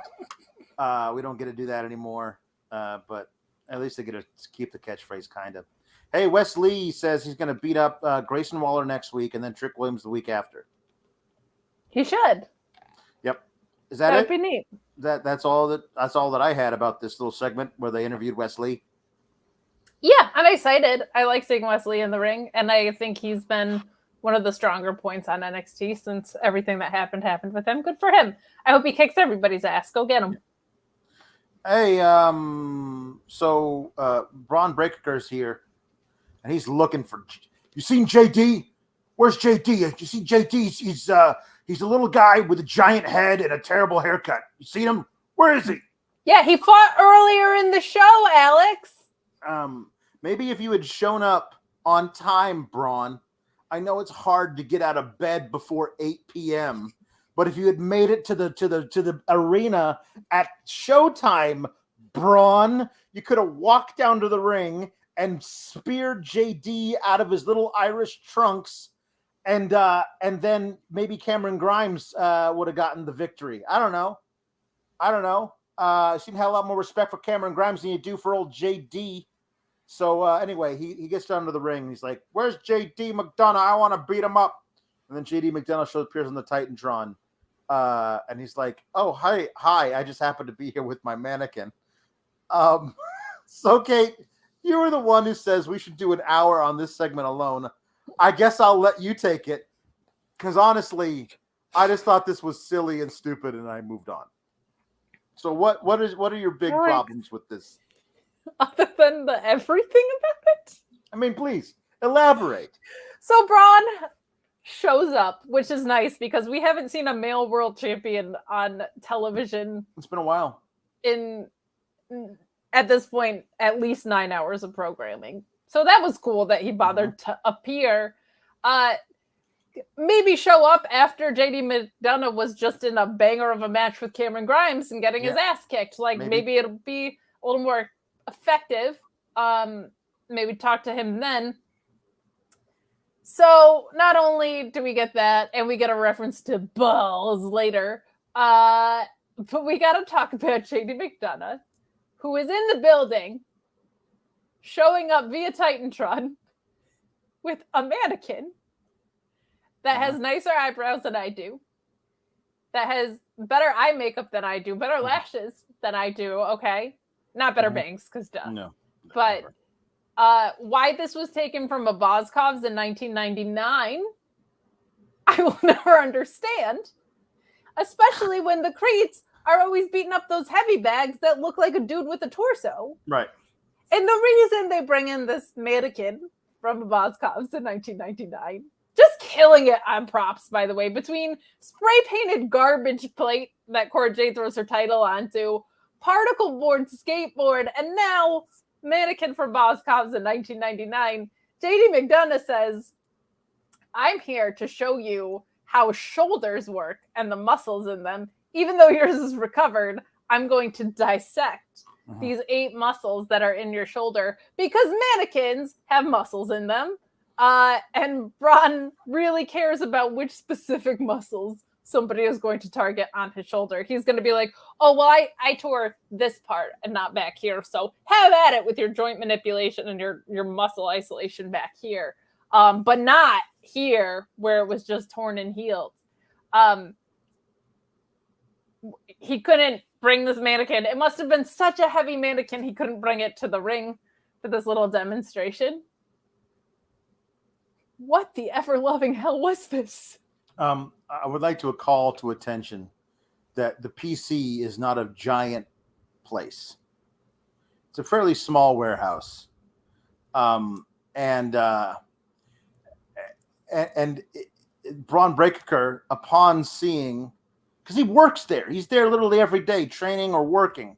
That's correct. Just upon seeing him on the Titantron, you should be able to pinpoint within about a 4-foot radius where he is in the building. So just go and beat him up. Pick up his mannequin and shove it up his ass. And what are you doing? Your earlier point, show up for work on time if you're that mad at JD McDonough. Yeah. This JD McNaugh gonna work. He McGonna fail. McGonna bore me to death with this. Mick, what are you doing with this mannequin?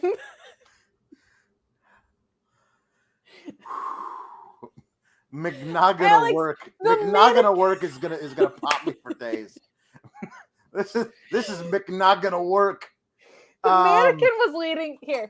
This is actually perfect. The mannequin was leaning into the shot like this. And this, because I believe in synergy, I will have you know, is the top of a trophy from when I won a home run derby at the local AA team stadium in the women's division, not even the kids division, the women's division, when I was 11 years old. And it was a day about as hot as today, and I had way too much Gatorade, and I threw it up that afternoon. But for that shining moment, I was cool as hell. One time I won a pickleball tournament. We were playing the pickleball. It was just when you got the rackets and you hit the ball back and forth. And I was on fire, let me tell you, and I never felt better. And I sold that trophy at a garage sale 2 weeks later. It is pathetic that you kept that for this long. I love you very much. My parents held on to it and gifted it to me. And it also sits next to a signed Michael K. autographed baseball that my high school boyfriend got me because I wanted to be a sports broadcaster. And now what I do is I rant on Tuesday nights about pro wrestling. So adjacent, but related. Anyway, so I know so Cameron Grimes may have hurt you. I'm going to disable you because I know that if I make a little circle here on this mannequin and then draw a little dotted line over here and I put a little arrow this way, then it's going to make me seem like I'm some kind of orthopedic surgeon. Although I am not. I am a very small man with a very large head, and I've put a terrible haircut on top of that very large head to make it look even weirder. This deserves it because it's about Kate throwing up after hitting dingers like Aaliyah threw up on her SmackDown debut match is wild. Except I was good at hitting. So I don't know. This was all pretty bad. And it did feel like it felt kind of I don't know, misplaced unless we get a thing where like JD McDonough, because there's no longer JD Drake. It's JD McDonough is a surgeon with technical wrestling, which I don't think I've ever seen him do before. It does feel very odd that this is what they're going to do with him. He's a mannequin surgeon. He might have just worked at a Build-A-Bear for all we know. Matthew Plus, time is of the essence. Please read my Humper chat. Okay, let's find out where this is, Matthew Plus. Where did you say anything here? I'm Matthew Plus. Probably something like, haha, the Red Sox are so good. Remember the bloody sock game? Get out of here, Matthew Plus. No, I don't. I'm looking. All these JD McDonough things remind me of, I'll vamp. Remember in Office Space when he's like, Najad, and he's like, not gonna work here anymore. Mm. The consultants. That's where this JD McDonough stuff is going. Matthew Plus says, does anyone know how I can watch full replays of old AEW episodes? I want to watch Grand Slam from last year, but can only find clips on YouTube. Sorry to hijack your show. No, you're not. But I have a hankering for Omega Danielson. Enjoy your evenings. That's the nicest thing he's ever said is Omega, enjoy your evenings. It's true. I don't know. Is AEW Dynamite on demand anywhere? I don't know. It is, but those episodes probably have rolled off. I can't imagine that isn't available somewhere, though. But I was there live for it. So, Nana Boo Boo, Matthew Plus. King of the North says Devlin should just headbutt Braun's shoulder. It would explode. Get a running start. And out of it comes just an extra letter K. Yeah. And then he's just Braun Breaker. Which sounds like kind of like Popeye. It did. JW Pringle says, is Breaker the new Sleepy Wendy Chu? I overslept. I can't make it to the show on time.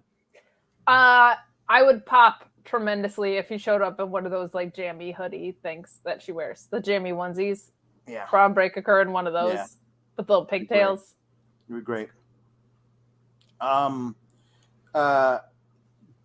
Jam Beard says, old J.D. McDonald had a farm, E-I-E-I-O, and on that farm was a hoist lawyer with a nay-nay here and a nay-nay there. Here a nay, there a nay. And a mannequin. Apparently, you can find old episodes on TBS.com, but you need to be able to. You gotta sign up with your cable or whatever. So there you go, Matthew Plus. Oh, why don't you carry it on Matthew Plus? Your weird subscription service that you are as a person. But seriously, if you could make a TV deal on Matthew Plus for Ring of Honor, I would subscribe because let's get this going. Yeah, let's friggin' do it.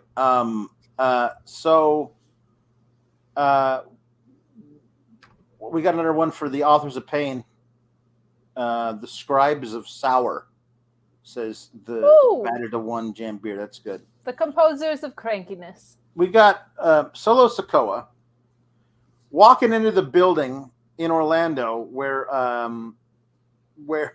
SmackDown was last night. Like, what are you doing here, Solo Sikoa? Oh, I'm just here to see the fam, just hang out, maybe meet some people. And I was like, please, can we do that? And I was like, but I don't want him to have to put over Von Wagner on his way out.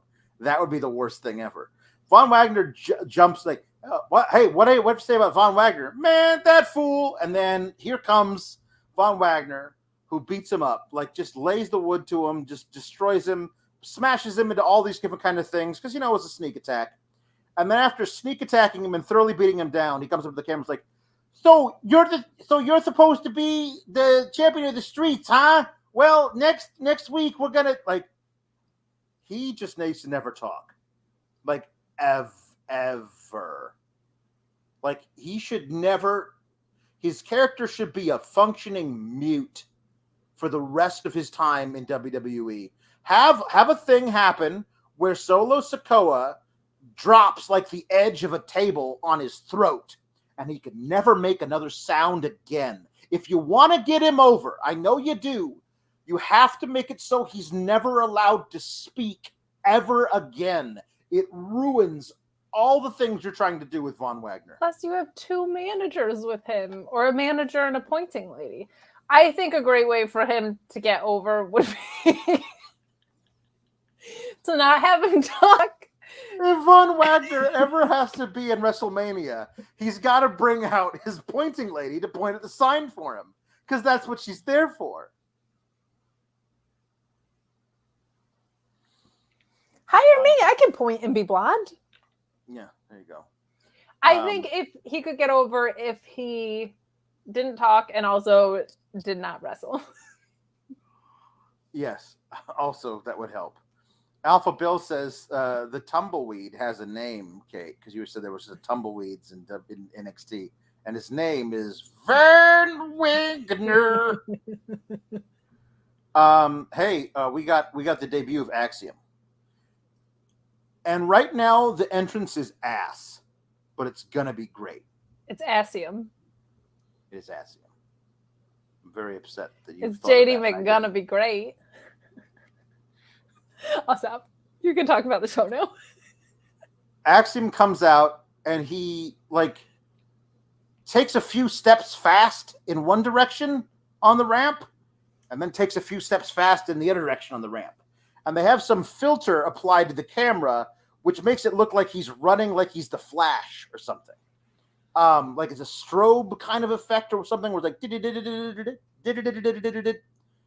and it looks stupid because he's really just taking 3 steps kind of quickly in one direction. If they had him do a backflip or something, or some punches and kicks, it could be pretty good. But as it is right now, it is Axiom. He is Matthew Sin Cara. Yeah. Right now. It's not good. No, it's not good. He also, they say, he is, and I quote, a modern day mathematical superhero, which is the most mad libbiest bullshit I've ever heard from this country, and this company, and that's say a lot. Modern day mathematical superhero, as opposed to all of he ain't your granddad's mathematical superhero. He's a modern day mathematical superhero. What does that even mean? What are name me? Go ahead, Vic Joseph, because you said he was this 3 times.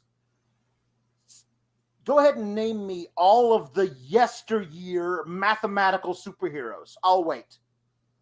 Can somebody please tweet that at Vic Joseph? Please, please, please, please, please.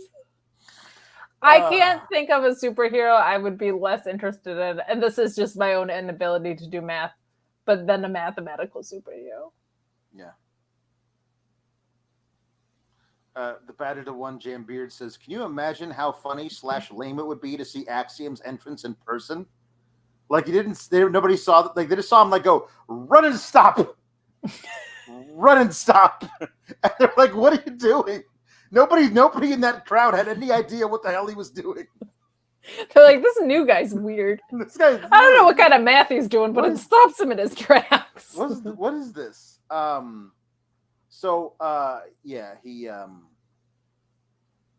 He beat Dante Chen. Remember when Dante Chen had a character and a motivation? For a week? And it was actually really touching. Yeah. For those of you who don't remember, like it was September of last year when he had his first match and he won, and he was the first Singaporean WWE superstar. And his dad was so proud, and he like saw his first match, and then he got hurt. Dante Chen did, and before he could recover sufficiently enough to be medically cleared, his dad tragically passed away. So his dad got to see him wrestle his first match ever in WWE, and that was it.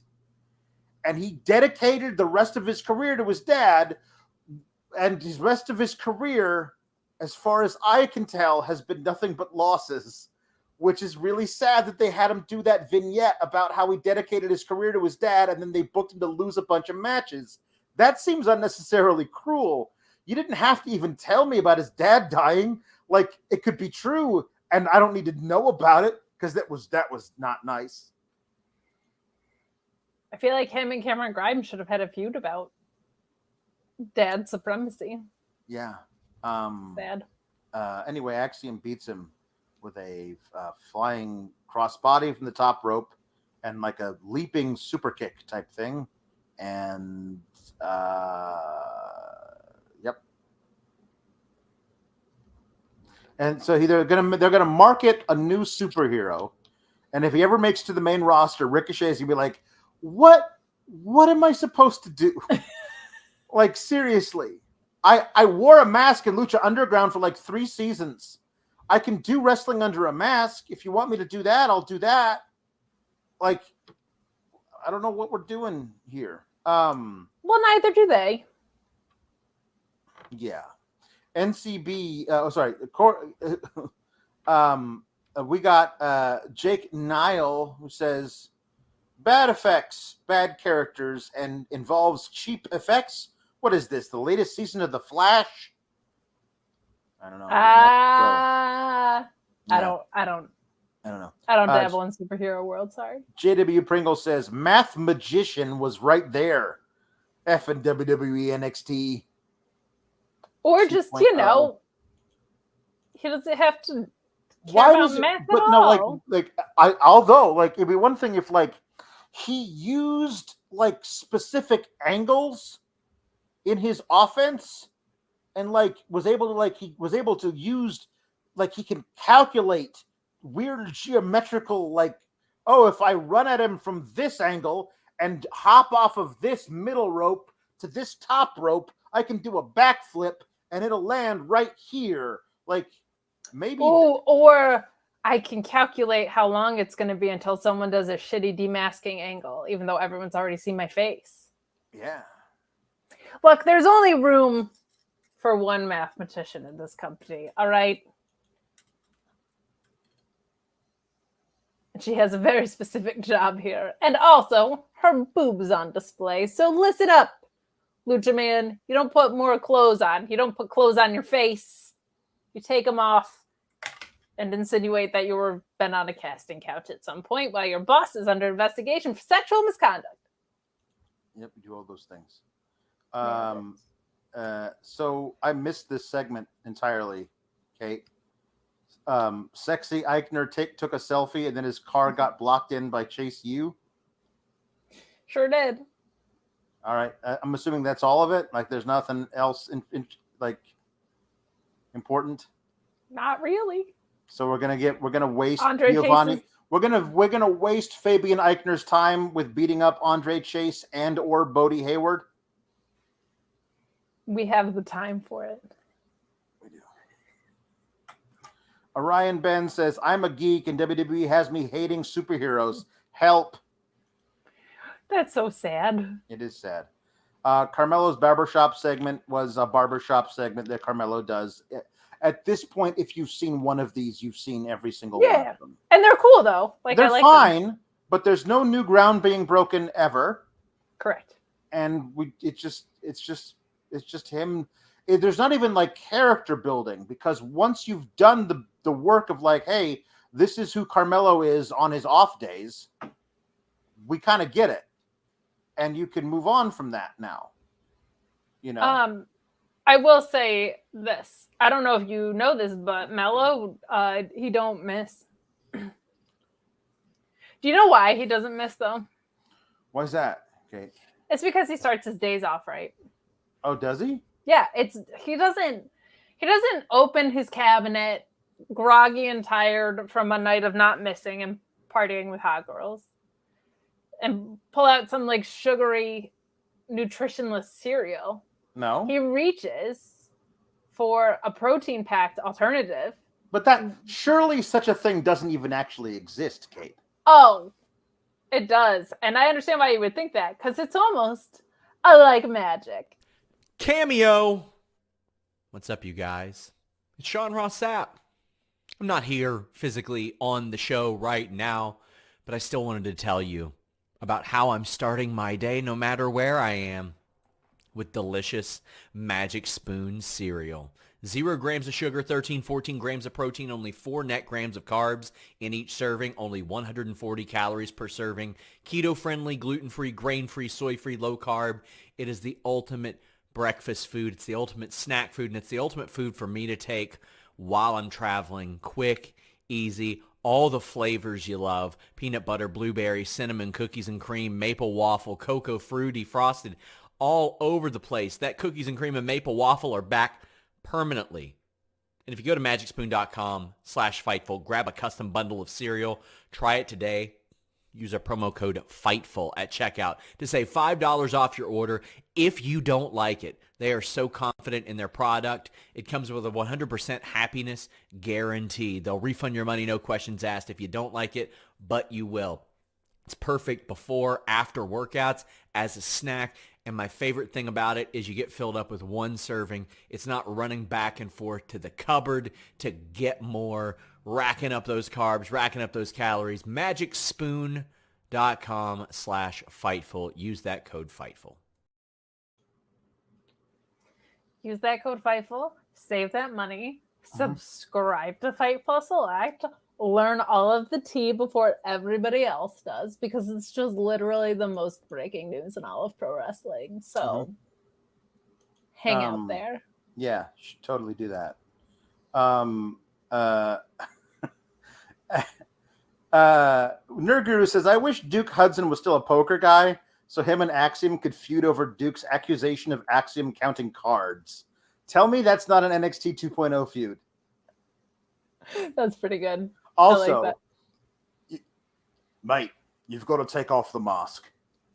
How am I supposed to read your eyes and know what you're holding if you're wearing the mask? You got to take off the mask.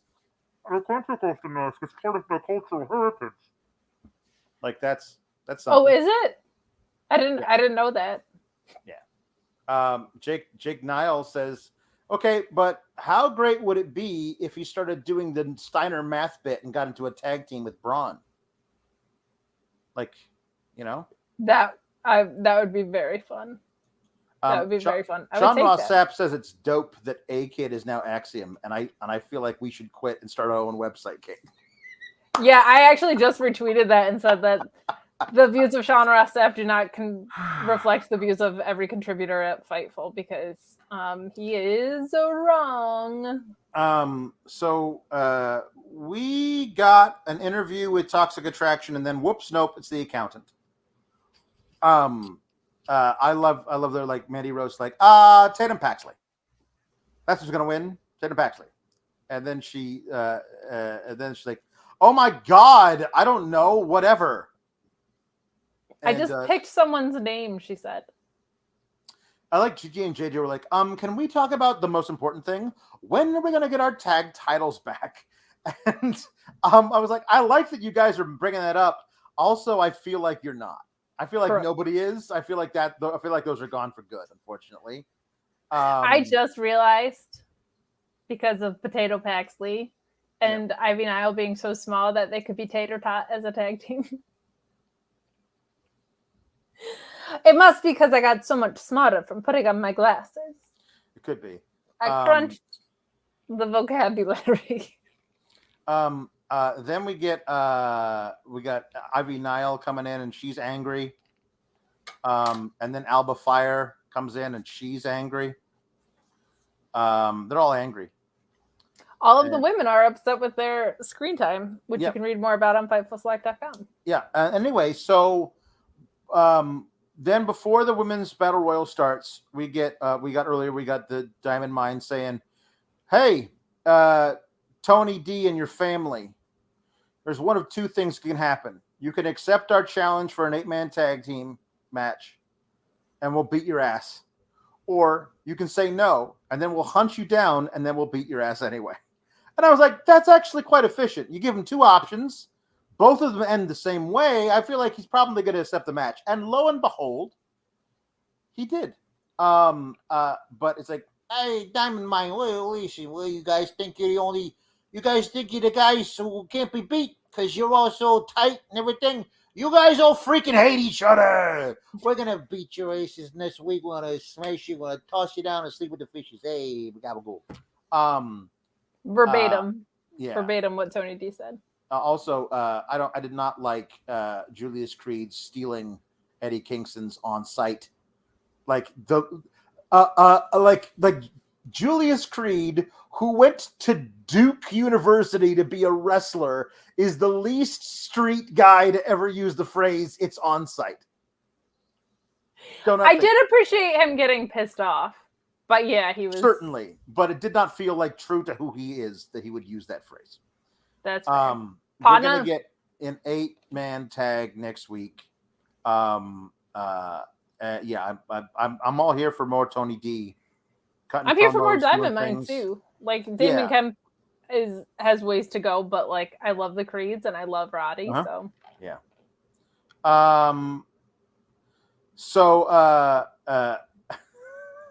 Jada Pringle said his full name is Anthony Kersplash D'Angelo. That's true. You gotta get the Kersplash in there. It's true. So 20-woman tag, they announced it yesterday during Raw. That's true. They did announce it during Raw yesterday. So we got one more QR code to scan. And if you did, it was a video this time, and it was just a pair of like knee-high black boots walking toward the ring. And then it said next. And I was like, oh, so woman is debuting in the Royal in the Battle Royal next. And I was like, I thought it was something bigger than this to me, the way that you like did the QR codes. Is that a thing you're gonna do now for all of your like debuts and stuff? Because it felt weird to do it for who it wound up being, which was Zoe Stark. And I really loved Zoe Stark when she was here before. I think she's got one of the best finishers in all of wrestling, male or female. I think she's really solid. I thought that the things that they made her do with Io Shirai when they were pretending to be friends was borderline offensive at the highest degree. But I think that she's got a lot of potential, and I really enjoy her work in the ring. And I'm very happy that she's back from a very devastating knee injury. That was borderline. I'm just going to go ahead and say it was over the line. Push a little over the line. Yeah. She's great. I'll say this. It's cool. It's something we haven't seen before. And I'll always applaud a wrestling company for doing something I haven't seen in wrestling. Like that was an innovative use of technology and a cool attempt at getting buzz going. It did kind of feel like that would be bigger than this. Like it wasn't like even on a pay-per-view or anything. But I applaud them for doing something different. Like that's cool at least.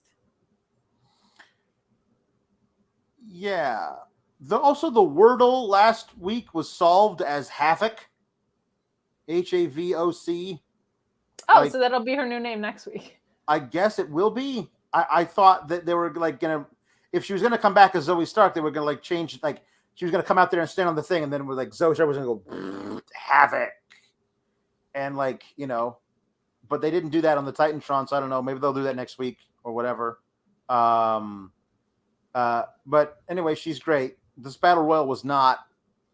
There were a lot of botches in this battle royal. Slap A lot of them. And Vic apparently actually called Katana and Carter the TikTok tag team. Yes. I didn't even notice they were in the match. Like a lot of these eliminations happened like bang, bang, bang, bang, bang, bang, bang. So the time was like they went to commercial, and they came back from commercial, and there were like 4 women left, and I was like, okay. Well, there were All how right. many gals in it? 20. And it was like a 14-minute battle royal or something, right? Maybe So, it was like even less. Like, yeah, it was. I think it started with like fast. 10 minutes left, and then there was like a 4-minute overrun, which is why I kind of guesstimated it there. But like, that's just not enough time. Yeah, I did not see Ivy Nile get eliminated, but Batted to One Jam Beard says Ivy Nile didn't win. Boo. Yeah, that's a bummer. If it were up to me, she'd be women's champion. But she's not. And I mean, I thought this had Nikita written all over it until Zoe Stark showed up. So you don't want someone to like come back from a long injury and then not win. That would be very lame. So they at least did right by that. I agree with what you said earlier that this probably isn't who dethrones Mandy. But it is a way to make someone feel important coming back from injury immediately. So I think that's pretty cool. And we kind of have a gap between now and the next pay-per-view, right? So whatever that is. Yeah, because they're not doing anything on the back of SummerSlam. Nope. They'll probably give us a Tuesday summer. Well, like Halloween Havoc is the next big one. That's the year mark for Mandy and Toxic Attraction. Like, so Halloween Havoc. There's no way this lasts until then, right? No, but I'm saying like that's probably, if you're gonna dethrone Mandy, that feels like the poetic end of a full year.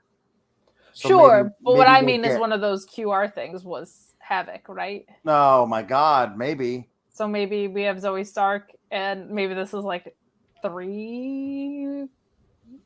No, that feels like a lot. No, I don't like that. I don't love it at all. I don't love it either. No.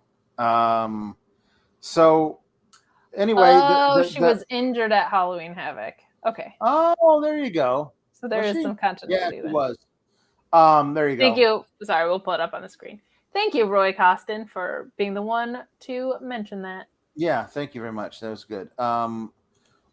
So the end of the thing, by the way, Nikita Lyons wearing Captain America colors is a bit on the nose for Miss Patriot, but she does crazy, like some of her kicks. Like, I feel like she's gonna behead somebody. Yeah, like she's got some really good strikes, and the girls she's in there with aren't great at protecting themselves. Some of them yet. She's gonna behead somebody one of these times. Great strikes, but if you're in there with people who don't know what to do when they're being kicked in the face, yikes. She full on murdered the sexy accountant. Like, yes. just murdered her. Unfortunately, pour one out for me. I am no longer with us. No. I am crunching numbers in heaven. It was. And actually, it made me nervous because it reminded me of, and I try not to pick on people for botches, but remember when Brie Bella did that to someone? Yeah. Was it Liv? It was Liv. And she kicked her again. Like that kind of, I got those vibes where I was like, oh God, stop right now, immediately. Yeah. Red, white, and boobs See what I did there? I do see what you did. Yeah, there. Pringle, we see what you. Then it came down to because Stratton eliminated Nikita Lyons, and then Stratton was standing with her foot on the second rope inside the ring, and Zoe Stark was standing across the ring from her, just watching Tiffany Stratton stand there, bouncing up and down after eliminating Nikita Lyons. And I was like, Zoe Stark, what are you just this? Oh, this is dumb babyface mode. Correct. Like, why wouldn't you immediately run up there and eliminate her? She's completely vulnerable. Like, all it would take would be literally like just doing to her butt, and she's over the top. So it came down to her and Tiffany Stratton, and she got rid of Tiffany Stratton. And then Cora Jade, who, by the way, we should mention, she comes down wearing her full-on babyface gear, like a little backwards cap and everything. And then everyone chases her out of the ring, and she runs away. But she went through the middle ropes, so she got to come back later. And she came back and attacked Zoe Stark at the end of the whole thing, a la Rusev with Roman Reigns at the end of that one Rumble. But man, wouldn't that have been great if Rusev had actually been booked to win that? It would have solved a lot of problems. Oh my God! Sincerely, would have been so solved great. a lot of problems. But instead, Zoe Stark is able to eliminate Cora Jade, and she wins the Battle Royal. She's your new number one contender. As I said, I really like Zoe Stark, and I feel bad that she's not going to be put in a real feud, or I don't think she will be, and certainly won't win the match. I don't think versus Mandy. Yeah, likely not unless they have something huge planned for her, but Right. I don't think so. Nerd Guru says, I was a big Zoe fan when she debuted because she has the best version of GTS as her finisher I've ever seen. So I'm happy she won this, but she won't beat Mandy, so it's moot. Exactly as I've said. Basically, thank you, Nerd Guru, for basically saying my own thoughts. Do you feel seen? I do. Good. I do feel seen.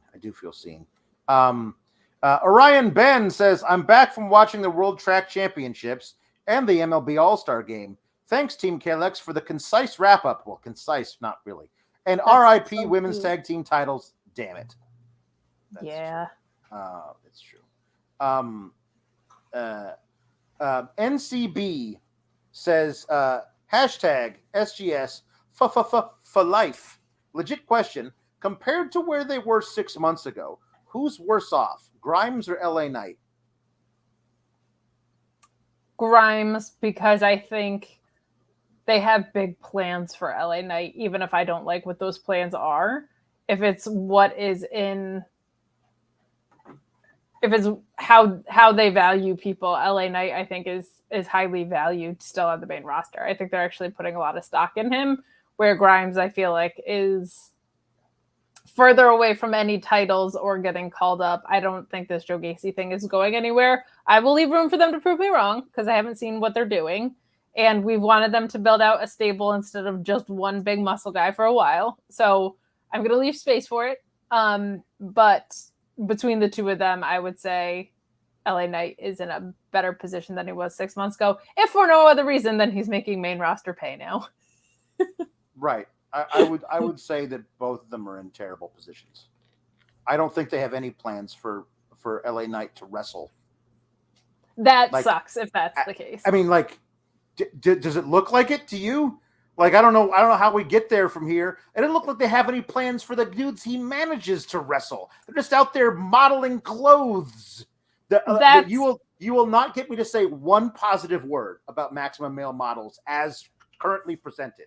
It's a waste of 10 minutes on a Friday, and they already have like 4 matches in the entire night.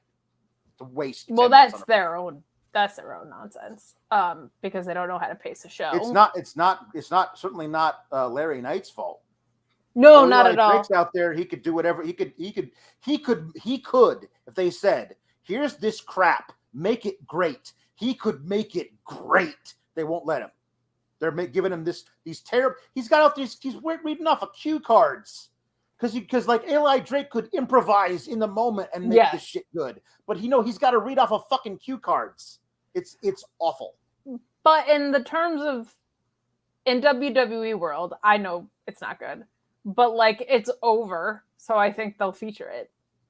The fact that I've said it before and I'll say it again, this would be sit with me so much better if it was like some sort of relief in a 2-hour program of wrestling, but what it is relief in 2 hours of crap and about 25 minutes of in-ring action. So it doesn't feel like it's a comic relief from anything. It feels like it's trash. Yeah. Chris Muller says, "Hey guys, didn't watch most of NXT. Just wanted to stop by and say hi, and I hope you're both doing well." Well, thank you. Thank you, Doc.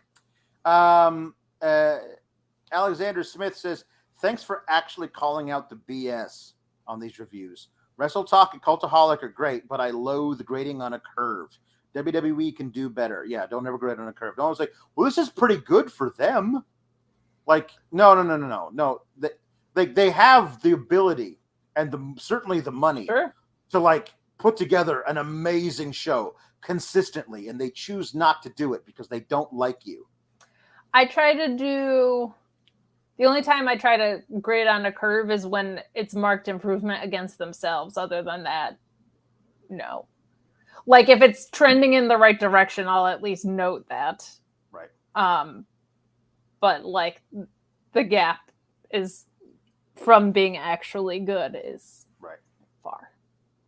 Tom LaValle says, "For the ROH pay-per-view, I got Deeb, Garcia, FTR, Lethal, and Claudio. Curious what other matches will be added, hoping for Dalton Castle." It'd be nice to see Dalton Castle get on there. Love Dalton Castle. I saw Dalton Castle versus Danhausen, I think, at the last Death Before Dishonor. It might have been the pay-per-view after that. But just a blast. Dalton Castle's so great. We got too many of these things. We had to play 3 ads tonight. We get some bonus time. Jay Blood says, "Didn't watch the show. I mean, really, who cares? You two are the draw. Bless." Thank you, Jay Blood. That's nice. I did get a lopsided amount of tweets today of people that were like, "I don't watch the show, but I'm excited for the review." Like 5 of them. That's nice. Nathan DePaul says, "The Yankees don't allow their players to have facial hair, which basically makes them the dyad of Major League Baseball." I'm sorry. Have you seen Matt Carpenter? Yeah, well, no. Mattingly was always allowed to have the mustache, but they can't. Yeah, but currently Matt Carpenter has a caterpillar across his face, and he's lighting the world on fire. They can't have the sideburns. They can't have the hair. Yeah, that was more of a George Days thing. He's super dead. They've kind of grandfathered that in, though. No, there's some stashes happening right now. No, stashes were always okay. It was no facial hair besides the stash. That was the deal. Jake Salazar says, "Derek Jeter really is the greatest shortstop of all time, and I hate the Yankees. I disrespect Derek Jeter's work ethic and heart." No. Give in to your hatred. If you hate the Yankees, you must hate Derek Jeter.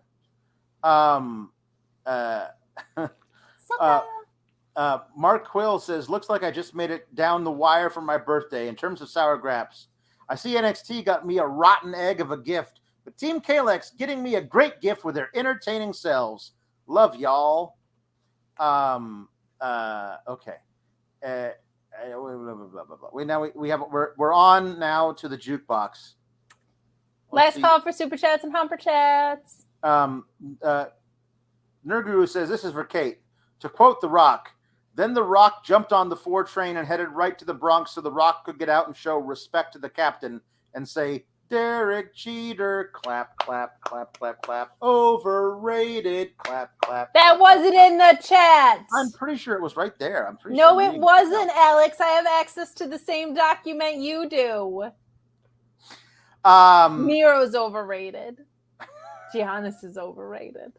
Everything you love is overrated. Because I'm rating Kate the Raider today. Mm-hmm. Right. You are the new vicious Kate Raider. Kate Raider. NCB says, I would like to hear Nathan Frazier sing Superstar by the late, great Luther Vandross.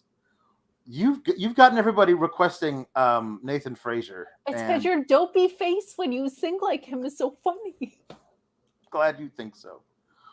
I want to tell you, babe, the things I've been going through, missing you. Oh, until you come back to me, I don't know what I'm going to do. Oh, no. Don't you remember you told me you loved me, babe? You said you'd be coming back this way again, baby, oh, babe. Yeah, I love you, I really do. And Bob's your uncle. Okay. So, JW Pringle says, upbeat Nathan Fowler sings Schism by Tool. Bob's your uncle. Nice synergy, J-Dubs. I call him that because he's basically my brother. I know the pieces fit because I watched them fall away. Mildewed and smouldering, fundamental differing, pure intention juxtaposed will set two lovers' souls in motion, disintegrating as it goes, testering our communication. The light that fueled our fire then has burned a hole between us, so we cannot seem to reach an end, crippling our communication. The poetry that comes from the squaring off between and the circling is worth it, finding beauty in the dissonance, and Bob's your uncle. All right. Literally, we're just popping ourselves, and if anybody else, it's just like it's the Kevin Nash video. Yeah, like 4 people out there are like, it's funny. And thank God all 4 of them are now watching this thing. We appreciate it. The Better to One Jam Beard says, in the voice of Seamus, can Alex sing Spicy McHaggis by the Dropkick Murphys? I'll tell you a story. Believe me, it's true. I'll tell you the best hope never happens to you. Old Spicy McHaggis, how he met his fate. You, I could save, but for him it's too late. Spicy was big, burly, and strong. His pipes were gigantic, and so was his schlong. From city to city running around, fella. Always looking for chicks over 400 pounds. One night at the pub, a girl caught his eye big as a house. Just the right size the broad was. Enormous. Stacked to the hilt, fella. Spicy soon noticed the bulge in his kilt. This is taking a turn. The piper delivered his best pickup line. Thought to himself, this beast is all mine. The portly young lady could stand for no more. Grabbed his cojones and went for the door. There you go. That's enough of that. Gee whiz. Okay. I love you guys. I'm just looking at the Super Chats document. Amazing. Alpha Bill says, as Mr. Burns would say, clean up those sideburns. Batter to One Jam Beard says, can we have Nathan Frazier saying, Sesame Daddy Graps?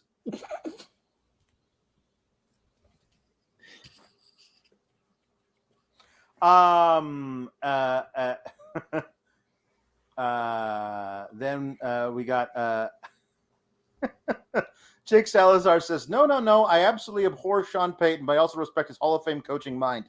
Sean Payton's trash. Sean Payton's trash. Honestly, I don't fucking know.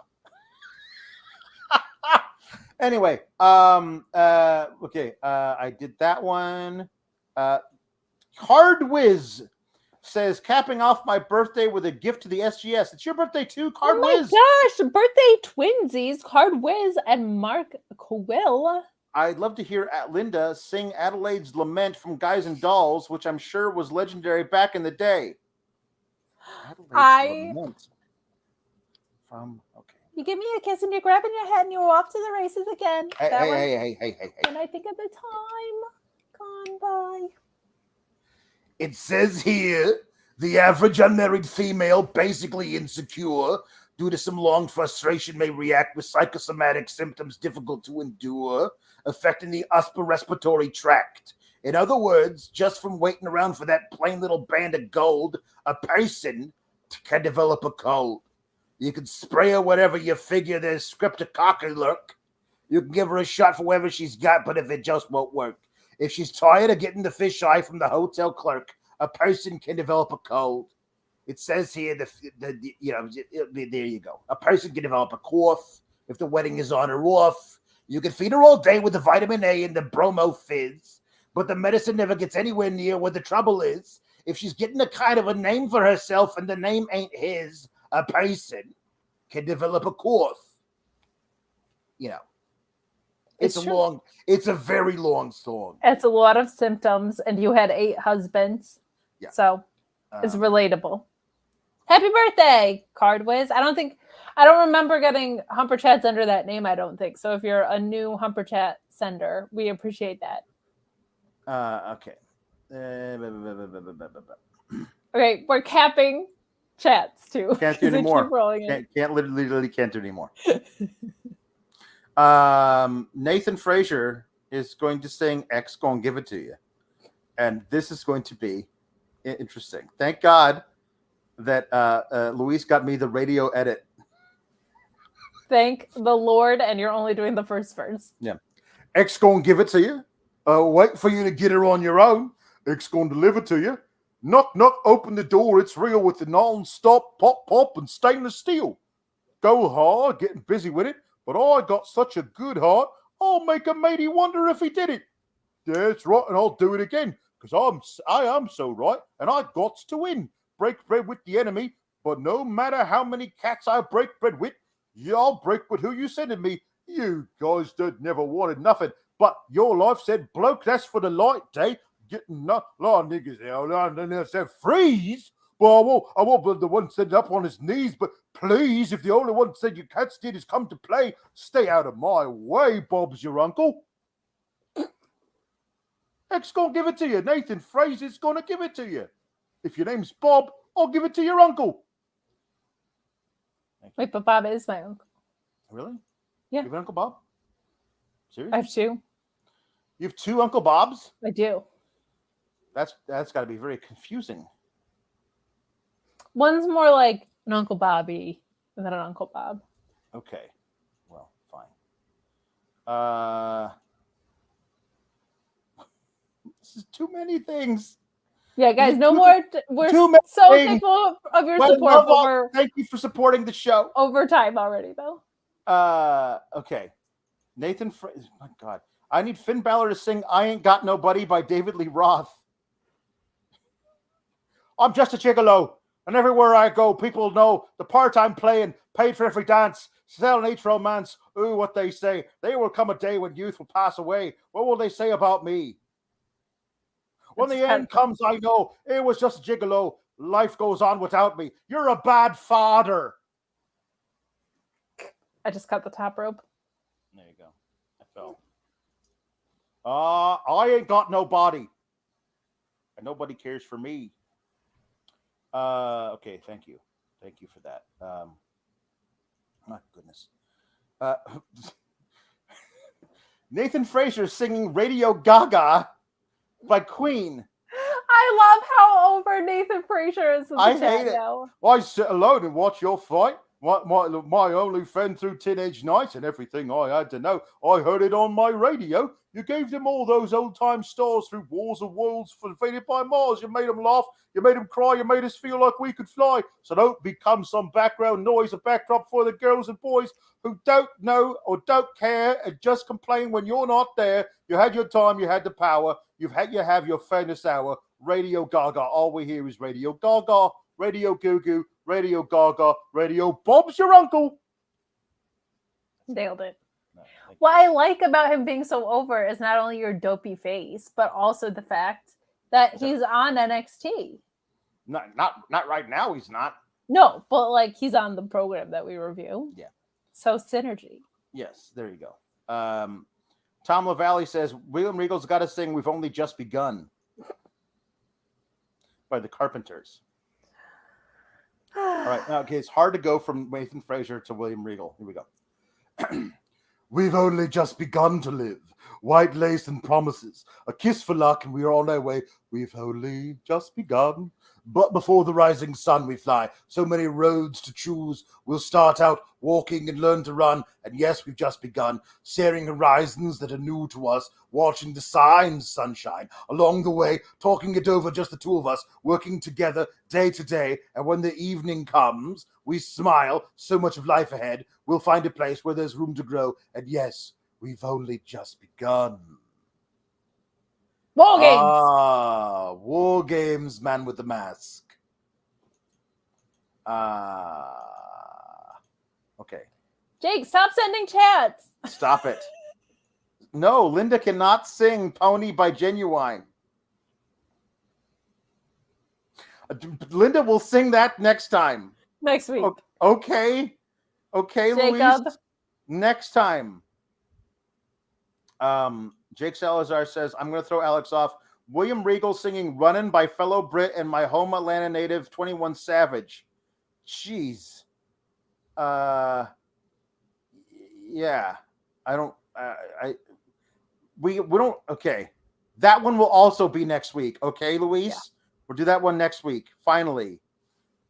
Mark Quill says, can we have Happy Birthday sung by Linda and Sheeler? Of course. Okay, and a 1, and a 2, 2, and a 3. 3. Happy birthday to you. Happy birthday to you.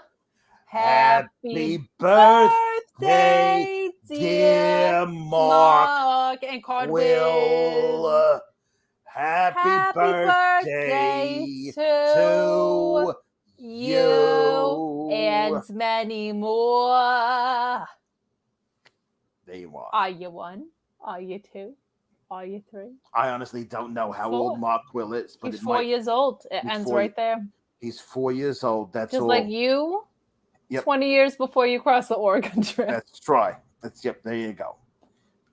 Kate, this is the longest one we've done in a long time. I'm done. It's true, but we had 3 ads to play this show. And we only lost 100 people. That's pretty good. It's pretty good for us. Considering we're singing nonsense. Mark Quill's 31 years old. Happy 31st. Kate, how where do they find you, Kate? Hey, I'm back on Twitter now, Alex. You can find me at indeed. Yeah, you can find me at Miss Kate Fabe on the old Twitter and TikTok, and Katestagrams on the Instagram, and you can find me on Fridays doing the AEW Rampage and SmackDown post show, and you can find me on Wednesdays at the Mark Order Pod, and you can find me with this feller not just every Tuesday, but occasional Mondays and Fridays, and doing the Death Before Dishonor post show on Fightful Select. And you can find me on the Twitter at Alex Sourgraps. You can find Kate tweeting out 11-minute rants of mine on Instagram. You can't tweet anything out on Instagram, but posting it on Instagram. Yeah. And also you can find us on Thursdays on the Get the Flick Out of Here podcast. Jaden Pringle says, what's next on Get the Flick Out of Here? I suggest an episode of Doctor Who, a specific episode called Blink. Well, I don't know if we're going to get to that. We might. We're going to start taking more requests now because on order from Jimmy Van, we're going to do that. But next on Get the Flick Out of Here, because this week is Shark Week, we're going to do the entire Sharknado franchise because, yes, they made 6 of them. To clarify, Alex is going to do the entire Sharknado franchise. I am there for the first one, which was terrible, and half of the second one. Oh, thank God for everybody who likes to hang out with us. Yes, thank you so much for your support. Yeah, it's awesome. It makes this ridiculous thing fun. We need it. We need it to get through NXT these days. We do. Anyway, I just wanted to say that we need to. There's a lot of heat waves going around. I know we have a lot of people who watch us from the British Isles, and they are they're experiencing a terrible heat wave right now. And I want everybody over there to especially keep cool. Gabagool. Also, Derek Jeter sucks.